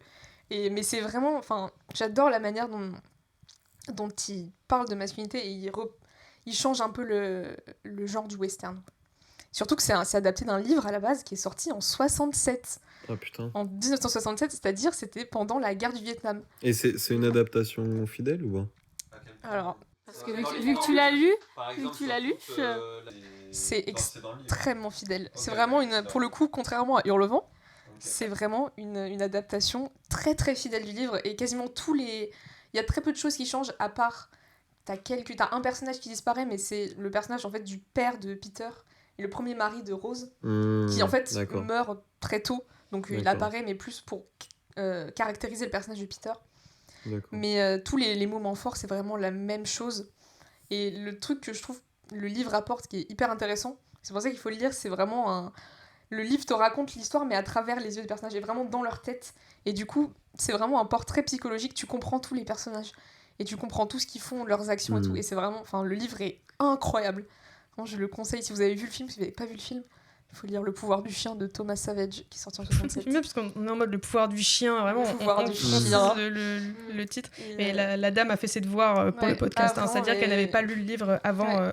J'ai lu le livre après notre séance commune de la semaine dernière. Et vraiment, j'ai adoré cette lecture. Incroyable. Et voilà, sur le fond, je trouve que c'est un film passionnant. Sur la forme, je trouve que c'est un thriller, mais incroyable. Sur la gestion de la tension, où tu passes le film à te dire mais qu'est-ce qui va se passer après ? Et je trouve que ce film est vraiment extrêmement réussi sur la question, mais même c'est le livre qui fait ça, c'est tellement bien construit. Les personnages sont passionnants et tout. Même s'ils sont vraiment, pour le coup, on parlait pareil de la cruauté avec Hurlevent, les personnages sont d'une cruauté, mais... Le perso de Phil est... Voilà. Et c'est en vérité la vraie raison pour laquelle j'ai choisi Le pouvoir du chien pour ce podcast, c'est parce que je savais qu'on allait parler de Hurlevent. Et je me suis dit que c'était un film que je trouvais intéressant de mettre en comparaison avec le cinéma d'Emerald Fennell. Parce qu'en fait... Parce que c'est vraiment, en fait, un peu cette relation-là... C'est exactement, c'est les mêmes thèmes sur la cruauté, vraiment les rapports humains, mais d'une toxicité. Voilà, Juliette, comme on l'a compris, porte ce film très cher dans son cœur. Et il y a quelqu'un qui a pas trop... qui est resté un peu en dehors, que le film n'a pas accroché plus que ça. Je suis très curieuse d'entendre ta take. Putain, j'ai l'impression à chaque fois, c'est moi qui... en fait, t'es un peu le bistrot du groupe, quoi, j'ai envie de te dire. Hein. Et j'aime Better Man, quoi. Mais pour qui on me prend, quoi. Pour qui on me prend, quoi. Ouais, non, moi, complètement étranger au film, malheureusement. Mais je l'ai senti un peu dès le début, dès la scène du resto, là, au début. Ouais. J'ai senti que... Non, on n'allait pas accrocher, lui et moi. Pourtant, t'étais vraiment en mode comédia dell'arte, parce que t'étais en mode... Mais pendant tout le film, il était en mode... mais Ah le oui, perso après... est horrible. Et après, on voit la note qu'il donne sur Letterboxd en mode... Ouais, mais ouais. Ah non, après, j'ai j'ai vécu le film quand même. Ouais, j'étais hyper surprise en voyant que t'avais mis 2,5. J'ai pas aimé les personnages. En fait, le film, vraiment, je suis vraiment resté étranger au film. C'est des thèmes qui, moi, ne me parlent pas du tout. Donc, genre l'homosexualité. par exemple. Non, mais en vrai, c'est un vrai bail. C'est ce que ça je ne me touche suis pas, dit. genre. C'est ce que je me suis dit en choisissant ce film, c'est que je me suis dit, bon, bah, forcément, Mathieu, ça va pas lui parler. Mais aussi, je me disais, bah, Le pouvoir du chien, c'est quand même un film, comme je disais, très bon sur la forme. Donc, je pensais que t'allais au moins accrocher sur sur la forme. Bah, je trouvais C'est ça... pas grave. Je trouvais ça lent et je trouvais ça long, voilà. Non, mais en plus, je voyais pas trop où le film il voulait en venir, parce que comme ça prend son temps, ça développe, ça construit, voilà. Je voyais pas trop où ça voulait en venir. La fin, tu vois, les 30 dernières minutes, là, pour le coup, je me suis vraiment laissé surprendre. Je me demande, c'était là Ah, c'était ça où il voulait en venir pendant une heure.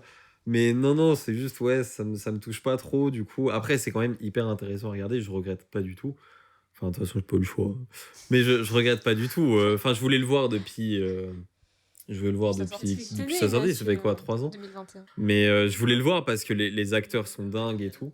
Mais non, en fait, juste ça me, je sais pas, c'est lent, puis ces westerns-là, en fait, moi, je crois, j'ai besoin que ça bouge plus. Malheureusement, j'ai besoin qu'on me prenne pour un con. J'ai ce problème-là. Non, mais c'est vrai, en fait, ça m'a trop... Puis même à la fin, le cliffhanger final qui retourne tout, j'étais en mode ouais, mais là, franchement, 2 heures pour développer ça, j'aurais aimé être dedans dès le début, parce que du coup, mais le cliffhanger est dingue. Mais j'étais en mode, me lâchez pas ça à la fin, quoi, parce que du coup, avant, c'était un peu frustrant, du coup. Tu l'avais compris Parce que j'étais pas dedans. Tu l'avais compris, le cliffhanger? Ah non, pas du tout. Ah oui, non, il faut savoir, mais nous 3, je crois. On n'avait pas compris la fin de Power of the Dog, donc si vous l'avez un peu en tête. Et Juliette nous l'a expliqué. C'est un peu le problème du film, je trouve, c'est que la fin n'est pas compréhensible. Le plot twist n'est pas compréhensible. Et moi, d'abord, quand je l'ai vu, j'ai cherché sur Google Pouvoir du chien, fin, explication. C'est comme ça que j'ai compris. Et c'est vrai que je pense que quand tu l'as en tête et que tu le revois une deuxième fois après, je pense que tu profites beaucoup plus peut-être de tes séances. Le sous-texte est permanent dans ce film. Et malheureusement, très subjectivement, il faut que ça cesse. Le film est par contre magnifique en termes de... Non, mais c'est hallucinant. Genre... Ah, mais hallucinant. Tu peux juste te poser, et même si l'histoire t'emballe pas, mais les images sont magnifiques. Pouvoir du chien, c'est vraiment le film que je retiens de cette émission, quoi, de février. Voilà. Et parce que moi, vraiment, moi, j'étais scotchée, hein, je vais vous le dire. J'étais scotchée, je trouve que pour moi c'est un thriller qui est tellement mesuré, et justement moi c'est ça que j'aime, c'est que en fait ça prenne son temps, et tu vois, c'est que ça, au début t'es en mode ouais Phil c'est une sale merde, quoi, enfin voilà, tu vois, et en fait là t'as la révélation de en fait ce mec ne se sent, enfin il y a un décalage entre comment il veut se montrer, comment et la personne qu'il est réellement, et t'es en mode mais oh mon OMG, et la révélation, enfin je trouve que la mise en scène est magnifique. Il y a des scènes où il se baigne dans la rivière avec tous les autres, et c'est trop beau, franchement c'est trop beau. Et encore une fois, moi j'adore les couleurs de ce film, parce que moi j'avoue j'en ai marre des westerns avec la palette terre, marron, sale, et là j'aime bien parce que soit t'as les robes de rose un peu rouge ou clair qui dénotent vachement avec le désert du Midwest, ou alors t'as ces scènes un peu de baignade dans la rivière et tout, qui te donnent vraiment une impression de bulle d'air frais. Et en fait, quand tu te rends compte pourquoi il te montre tout ça et ce vers quoi ça tend, et la révélation du personnage de Phil, était en mode ouais, en fait je l'espère pas du tout, mais du coup moi je kiffe vraiment ça, enfin j'adore l'esthétique et tout. Et c'est la question que j'allais poser juste avant, mais j'allais demander, est-ce que du coup le fait de pas avoir compris tout de suite la fin, ça vous a posé un problème dans votre appréciation du film?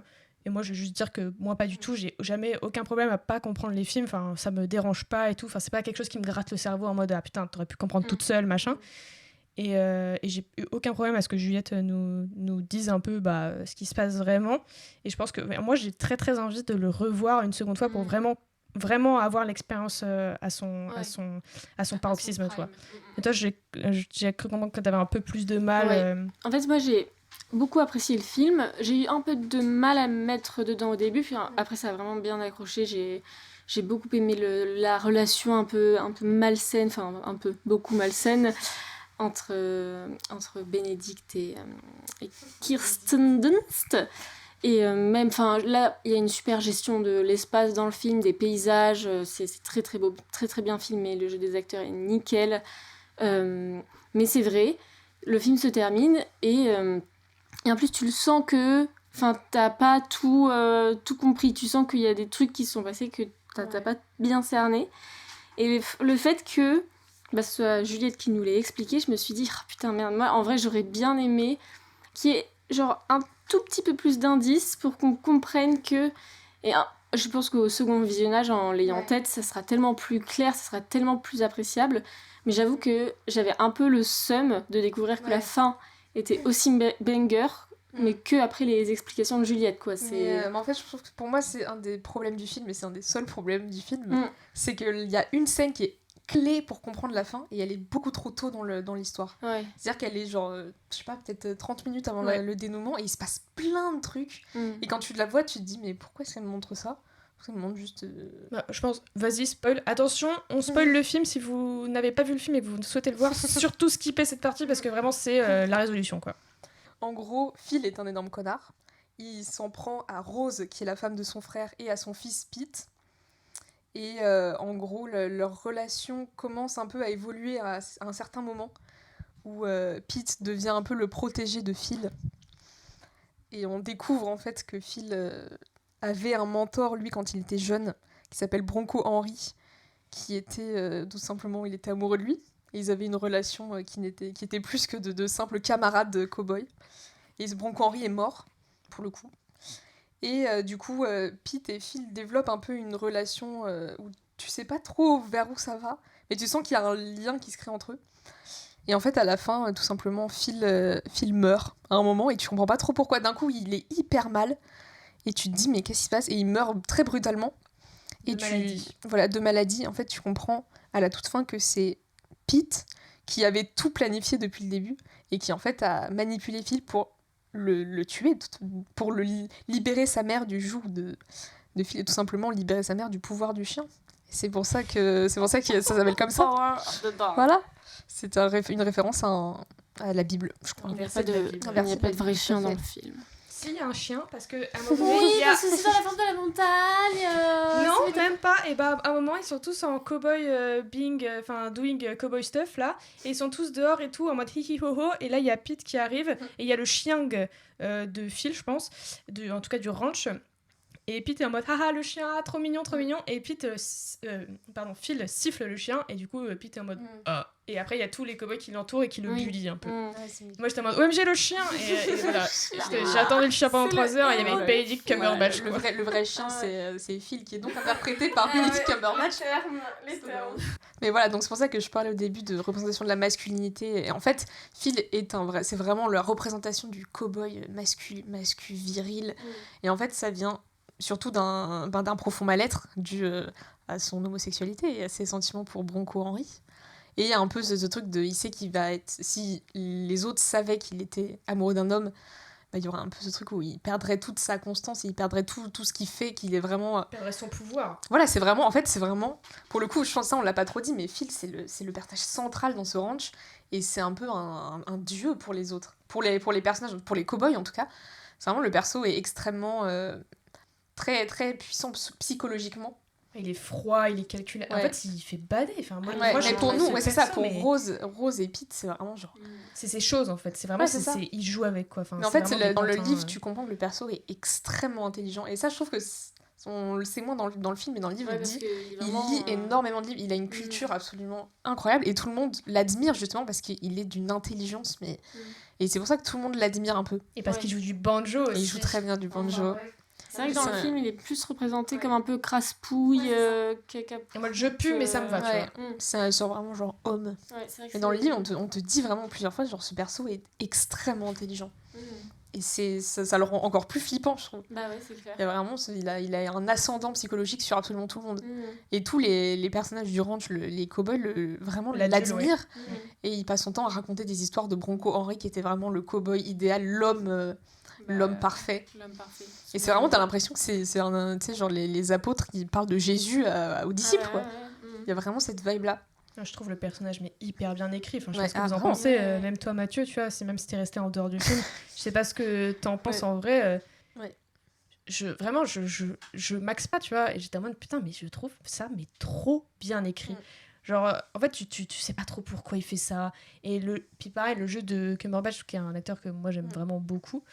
Et moi, me scotche, en vrai. Tout simplement, je l'avais jamais vu en cowboy, ni faire un accent texan Midwest un peu, alors que ce gars est british et joue des british dans tous ses films. Et c'est assez... c'est un peu marrant au début, et après, en fait, quand tu vois le perso, t'es en mode, ouais, non, on rigole pas trop, là. Hein. Bah, vraiment, pour expliquer la sensation que j'ai eue devant ce film, imaginez, vous voyez, quand vous êtes au collège-lycée et qu'on vous fait lire des recueils de poésie, des trucs comme ça. Est-ce que, genre, vous vous souvenez d'une poésie, genre, vous lisez, et tu sais, vous lisez ça de manière très scolaire, et du coup, vraiment, juste, vous la lisez, et limite, vous lisez même pas les mots. En fait, tu vois, tu lis, si, justement, tu lis les mots, mais tu les intériorises pas. Voilà, tu les... Enfin, Là, Est-ce que t'as trouvé ça trop scolaire, en fait? Trop lisse? Ouais, lisse, puis ça m'a pas parlé du tout, quoi. Par rapport au livre, pour le coup, qui est hyper clair, et alors le livre, vraiment, à la fin, t'explique. Tu sais très bien dans le livre comment est-ce que déjà que Pete a tué Phil, parce que c'est ça qu'on comprend pas dans le film, c'est que Phil a été assassiné par Pete. Dans le livre, il te dit très clairement ce qui s'est passé et comment est-ce qu'il a fait. Et le livre est pour le coup très clair sur les motivations des personnages et tout, alors que le film, il y a un degré d'interprétation, mais c'est ça que j'aime bien aussi, c'est pouvoir juste ne pas savoir ce qu'il y a derrière la tête des personnages et me dire, mais à la fin, quand t'as cette scène que je trouve exceptionnelle entre Benedict Cumberbatch du coup, et j'ai oublié le nom de l'acteur qui joue Pete, mais où il part une sorte de duel psychologique où c'est vraiment ils sont dans la grange et tu sais pas, tu n'arrives pas à savoir lequel a l'ascendant psychologique et tu n'arrives pas à savoir pourquoi est-ce qu'ils font ça. Il y a vraiment un truc et pour le coup je trouve que ça c'est aussi un truc que l'adaptation a très bien réussi, c'est le casting est fou. Genre Phil, et c'est tellement, je pense que c'était un des gros challenges de l'adaptation de ce livre, c'est que le personnage est tellement fort et tellement bien écrit. Et il faut vraiment trouver un acteur qui arrive à incarner ce perso. Et Benedict Cumberbatch est parfait dans ce perso. Il est vraiment parfait. Et tous les autres sont parfaits, je trouve. Tout le casting est assez exceptionnel. Très bien. Et ben voilà, donc c'était nos 4 petits films de février 2026. Et on va faire une petite parenthèse de quelques minutes sur... un événement actu de février 2026, puisque ce n'est autre que le mois des Césars et des récompenses de manière générale. Et donc voilà, donc en termes de César 2026, donc les favoris étaient donc Nouvelle Vague et L'Attachement qui avaient le plus de nominations. Est-ce que vous avez vu ces films et est-ce que vous avez eu des retours particuliers à faire sur les prix qu'ils ont eus ou alors est-ce que vous aurez regretté qu'ils en aient plus ou moins ou voilà. Alors si je commence, voilà, moi je me dis L'Attachement, j'ai adoré et en fait bon il a reçu la récompense ultime, mais j'aurais bien aimé qu'il ait un peu plus de trucs quoi, voilà. Donc le Attachement a reçu 3 Césars. Ah bon? Oui. T'as pas regardé en fait? Bah ouais, j'ai pas regardé. 3 Césars. Il a reçu meilleure actrice dans un second rôle. Ah non, peut-être 4, attends. Meilleure actrice dans un second rôle. Excusez-moi, je compte. 6 en fait, ok. Meilleure actrice dans un second rôle pour Vima Laponce. Meilleure adaptation et meilleur film. Hein. On passe le tour de Kitry. Ouais, en vrai, on passe mon tour. On va parce que passer si je son raconte tour. de la merde comme Franchement, ça. C'est pas nécessaire. Non, mais en fait, voilà, je vous le dis, j'aurais aimé qu'elle est meilleure actrice. Voilà, en fait, c'est pour ça que j'ai eu l'impression que le film. Avait pas alors, beaucoup on avait fait nos pronos avec Kitry, on avait parié sur Valéria Bruni-Tedeschi, donc actrice principale de L'Attachement, de Karine Tardieu. Voilà.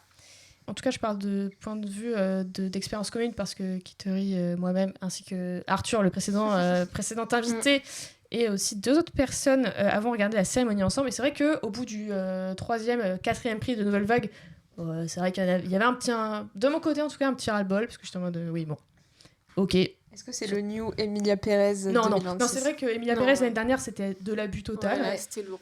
Mais là, en fait, là, moi, ce que j'ai bien aimé dans cette cérémonie, c'est qu'il n'y a pas eu de. Bah, comme Emilia Pérez l'année dernière, il n'y a pas eu d'énormes.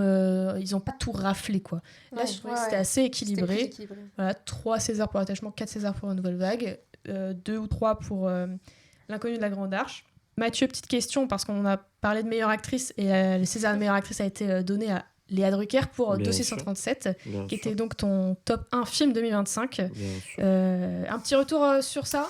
Petit retour, très content, plus pour le film que pour la performance. Voilà, c'est très bien que le film ait été récompensé, il le mérite. Voilà, après, bon, moi quand j'ai vu les nominations de meilleure actrice, bon, j'étais content que Léa Drucker soit dedans, j'étais en mode bon, j'avais peu d'espoir. Et je trouve que ça reste très bien, mais peut-être que voilà, il y en a qui méritaient un peu plus. Je peux comprendre, par exemple, le seum ressenti par rapport à l'actrice de l'attachement.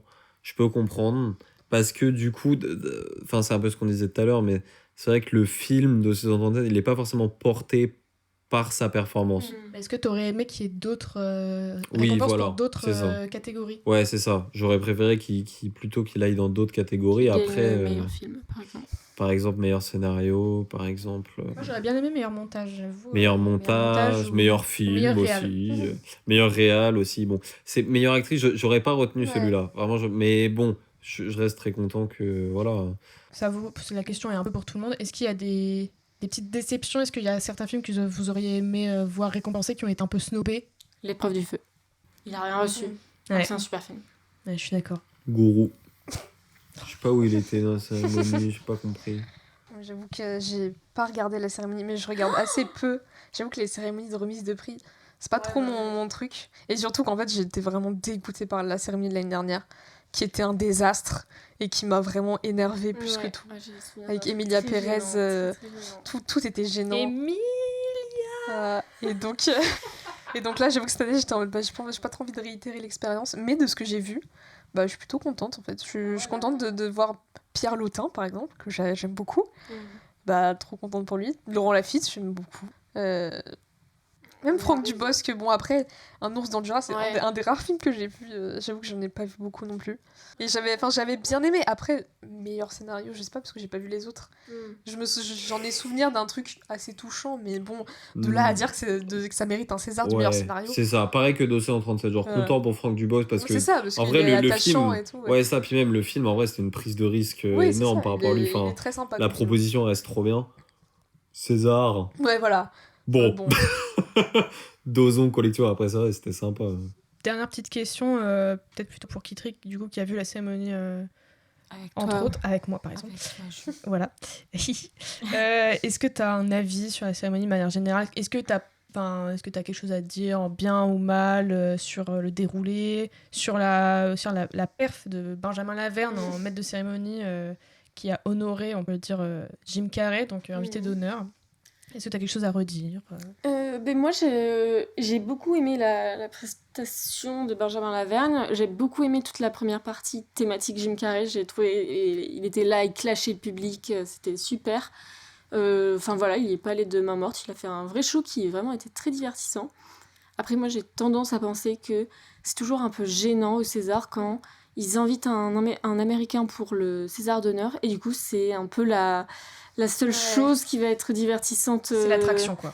Voilà, c'est l'attraction, c'est on a ramené un Américain, regardez, plein de gros plans sur lui, on fait plein de blagues avec lui, parce qu'il y a un Américain. Et je suis en mode, c'est gênant parce que... Je serais d'accord avec toi si c'était pas Jim Carrey. Oui, mais en fait, vu que c'est Jim Carrey, ça rend le truc beaucoup plus... Enfin, il était trop mimes, quoi, Jim Carrey, pendant la cérémonie. Genre, si effectivement c'était un acteur, genre, tu vois, vas-y, ils nous font chier. C'est Jim Carrey, putain de merde, genre. Jim Carrey fait son discours en français, intégralité en français. Et Et le type ne parle pas français. Il a bossé ce discours pour la cérémonie. Vive Enfin, la c'est une France. dinguerie. Hein. Vive la France. Moi, j'avais bien aimé Julia Roberts l'année dernière. C'est un des rares trucs que j'avais bien aimé. Après, je suis amoureuse de Julia Roberts, donc forcément... Julia Roberts, je suis en mode, pourquoi est-ce que elle reçoit un César d'honneur Oui, voilà. alors que... Je trouve, c'est quoi les films marquants de Julia Roberts? Bah, écoute, Pretty faudra Woman. noter. Ok, c'est quoi ensuite? Petit woman. Petit Woman. Ok. Il sait même pas ce que c'est. Non, Regarde mais sa tête. ok, ensuite. Erin Brockovich. C'est quoi ça? Non, arrête. T'es sérieux? Les Ocean's 11. Non, tu me cites pas Ocean's 11 pour dire Julia Roberts, Oh, légende. en vrai, si. Non, surtout pas. Genre, je trouve une cérémonie entière tournée autour de Jim Carrey, honneur. Mais honneur mais pour tous la les France, ans. genre honneur Ouais, en de... fait, c'est ça, c'est ce truc de tous Oui, les mais ans. y a pas, en oui, mais Amérique. le truc c'est qu'il y a pas tous les ans un Jim Carrey. Genre. C'est ça, moi, la diff que je fais. C'est pour ça que la cérémonie a été aussi réussie, je trouve. Elle avait l'air. C'est que tout tournait autour de Jim Carrey et que c'était une des seules fois, je trouve, où c'était justifié, genre. En fait, moi, ce C'est que j'ai Jim bien Carrey. aimé, c'est que en fait, Jim Carrey étant tellement un personnage du fait de ses rôles, parce que absurde, machin, donc tu pouvais te permettre des trucs dans la perf, dans l'intro de la cérémonie, dans la danse, les costumes, enfin, t'y vas, tu vois. Alors Ouais. que c'est vrai que pour peut-être d'autres invités d'honneur, c'est plus dur de faire un truc aussi qui accroche, qui est cinglant aussi, parce que c'est vrai, c'est Benjamin Venn qui marche au milieu de tous ces snobs bourgeois du ciné français en disant toi je sais pas quitter, toi recoiffe-toi parce que t'as une coupe de merde. Voilà, moi j'aime bien, j'aime bien, tu vois. Et c'est vrai que moi je trouve que la cérémonie a un peu pâti en deuxième partie parce que ça s'est un peu assagi. Et du coup, il y avait moins ce truc de blague. Et en fait, c'était un peu long vers la fin. Et ça s'est notamment vu à la tête de Benjamin Voisin qui était vraiment en mode en décomposition ultime sur son siège. Ah ouais, Donc, quand il a su que ça n'allait pas être lui qui allait recevoir le meilleur acteur. Ouais, c'est ça. Pauvre Benjamin Voisin pendant le discours de Isabelle Adjani. Allez, finis ton discours, je veux recevoir mon prix. Allez, vraiment. C'est vrai qu'il le voulait, son César. Il Il le ça voulait, se son voyait, César. hein, ouais. Dommage. Alors, une prochaine fois. Enfin, pour terminer cet épisode de février 2026, on va pas déroger à la tradition qui est en place depuis un épisode. Et on va faire une petite partie sur nos suggestions et recommandations culturelles. Voilà. J'ai bien envie de commencer si vous me laissez pas la parole. Voilà. Oui. Merci. Avec Benedict Cumberbatch également, qui est un film qui s'appelle, attention, l'accent de ouf, The Thing with Feathers, littéralement le truc à plumes, de Dylan Southern, qui est également adapté d'un roman. Donc, je vais vous lire le pitch vite fait. À la suite de la mort soudaine de sa femme et mère de ses 2 fils, un père de famille commence à perdre le contact avec la réalité quand une créature mystérieuse, connue sous le nom de Crow, donc corbeau, semble avoir pris vie dans les pages de la nouvelle BD qu'il essaie d'écrire et de dessiner. Donc, qui est un film que j'ai visionné dans le cadre de la reprise de la compétition du festival Film Fantastique de Gérard May à la Cinémathèque française. Voilà. Et donc un film drame fantastique. J'en dis pas trop parce que le film n'est pas encore sorti officiellement en France, je crois. Je crois qu'il est sorti qu'en Angleterre. Et moi, j'avoue, c'est un film qui coche absolument toutes les cases de ce que j'aime et de ce qui me fait kiffer dans le ciné. Il y a toute une partie sur la famille, sur le deuil, sur ce que le deuil et les épreuves de la vie apportent quand tu es artiste, parce que ce mec est BDiste. Et la créature, donc le corbeau, voilà, corbeau géant, est hyper bien faite. Et c'est une espèce de truc un peu désarticulé, avec des énormes ailes qui prend toute la place dans la maison. Et je trouve que c'est trop bien fait. Franchement, la caméra est hyper bien placée à chaque fois. Enfin, vraiment, moi ça m'a dévastée. Voilà. Je vous dis, j'étais une épave avec la fin du film. Parce que moi, personnellement, c'est des choses qui font vraiment écho à des choses que j'ai vécues. Et surtout, les dialogues, je trouve ça très, très juste et très bien écrit dans le comment tu gères le deuil quand t'es enfant ou adulte. Et je sais que le film a des défauts. Vraiment, je les vois. Voilà. Je les vois totalement. Mais pour moi, ils sont totalement balayés par mon expérience et par les émotions que j'ai ressenties. Voilà. C'est un peu ton Betterman. C'est un peu mon Betterman. C'est un peu mon Betterman. Mais en vrai, je pense que Prom Dog, ce sera sûrement dans mon top 5 de fin d'année parce que vraiment, ça m'a ravagé, voilà, tout simplement. À qui le tour ? Moi. Moi, j'aurais une recommandation à faire. Il s'agit du film L'épreuve du feu. Car je l'ai regardé un soir où je ne m'attendais pas à voir un très bon film. Mais en fait, je l'ai regardé et en fait, ça m'a grave replongée dans mes souvenirs un peu enfance, adolescence où tu pars en vacances avec tes copains et t'as tes premières histoires d'amour qui sont des échecs totaux et ouais, du coup, le film est vraiment empreint d'une nostalgie qui est assez particulière et je pense que c'est assez universel à beaucoup de gens. ce film, et ça te permet aussi un petit moment d'introspection, aussi... Enfin voilà, tu te retrouves quand tu vois ce film, donc vraiment, je vous conseille de le regarder. C'est frais, c'est très agréable à regarder, c'est super, c'est super. Juste ne soyez pas trop déprimé en regardant le film, parce que c'est vrai que ça met un petit coup. Voilà. Le film t'anéantit à la fin. Allez, j'y vais. Voilà, j'ai une recommandation pour ce mois-là, j'en ai une seule. C'est le film Marsupilami de Philippe Lachaud. Lucille, j'allais le faire. Lucille, j'ai dit que j'allais le faire, voilà. Donc il est super, ce film, il est drôle, c'est juste des gags pendant 1h30. Non, c'est pas Marsupilami. Ceci dit, c'est vraiment bien. L'album de... Je sais pas comment on dit. Labyrinthe. Très très bon album. C'est l'acte 1. Donc potentiellement acte 2, acte 3. Donc très hâte. Et franchement, t'as des sons dedans, mais il faut réécouter un petit peu plus fois. Mais même, c'est du Labyrinthe comme on n'en fait plus, magnifique. Et moi, j'ai une recommandation d'un film pareil que j'ai vu qui, je crois, n'est pas encore sorti. Je sais pas s'il est sorti ou pas. Je vais encore parler d'homosexualité, voilà. C'est un film qui s'appelle Pillion. C'est un film de Harry Lighton, qui, en fait, est un film sur le BDSM, tout comme Baby Girl. Putain On y revient. Non, c'est un film sur des bikers BDSM homosexuels en Angleterre. Du coup, j'avoue que c'était pas forcément un sujet qui m'attirait à la base, mais je l'ai regardé parce que je suis extrêmement fan de Alexander Skarsgård et de Harry Melling, qui sont deux acteurs absolument exceptionnels.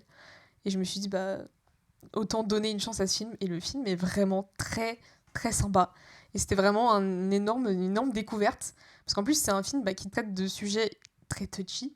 Le BDSM homoérotique, exactement. Et c'est des vraies communautés, les communautés de bikers, je sais pas trop exactement la terminologie, mais... Et le film traite ce sujet avec énormément de respect.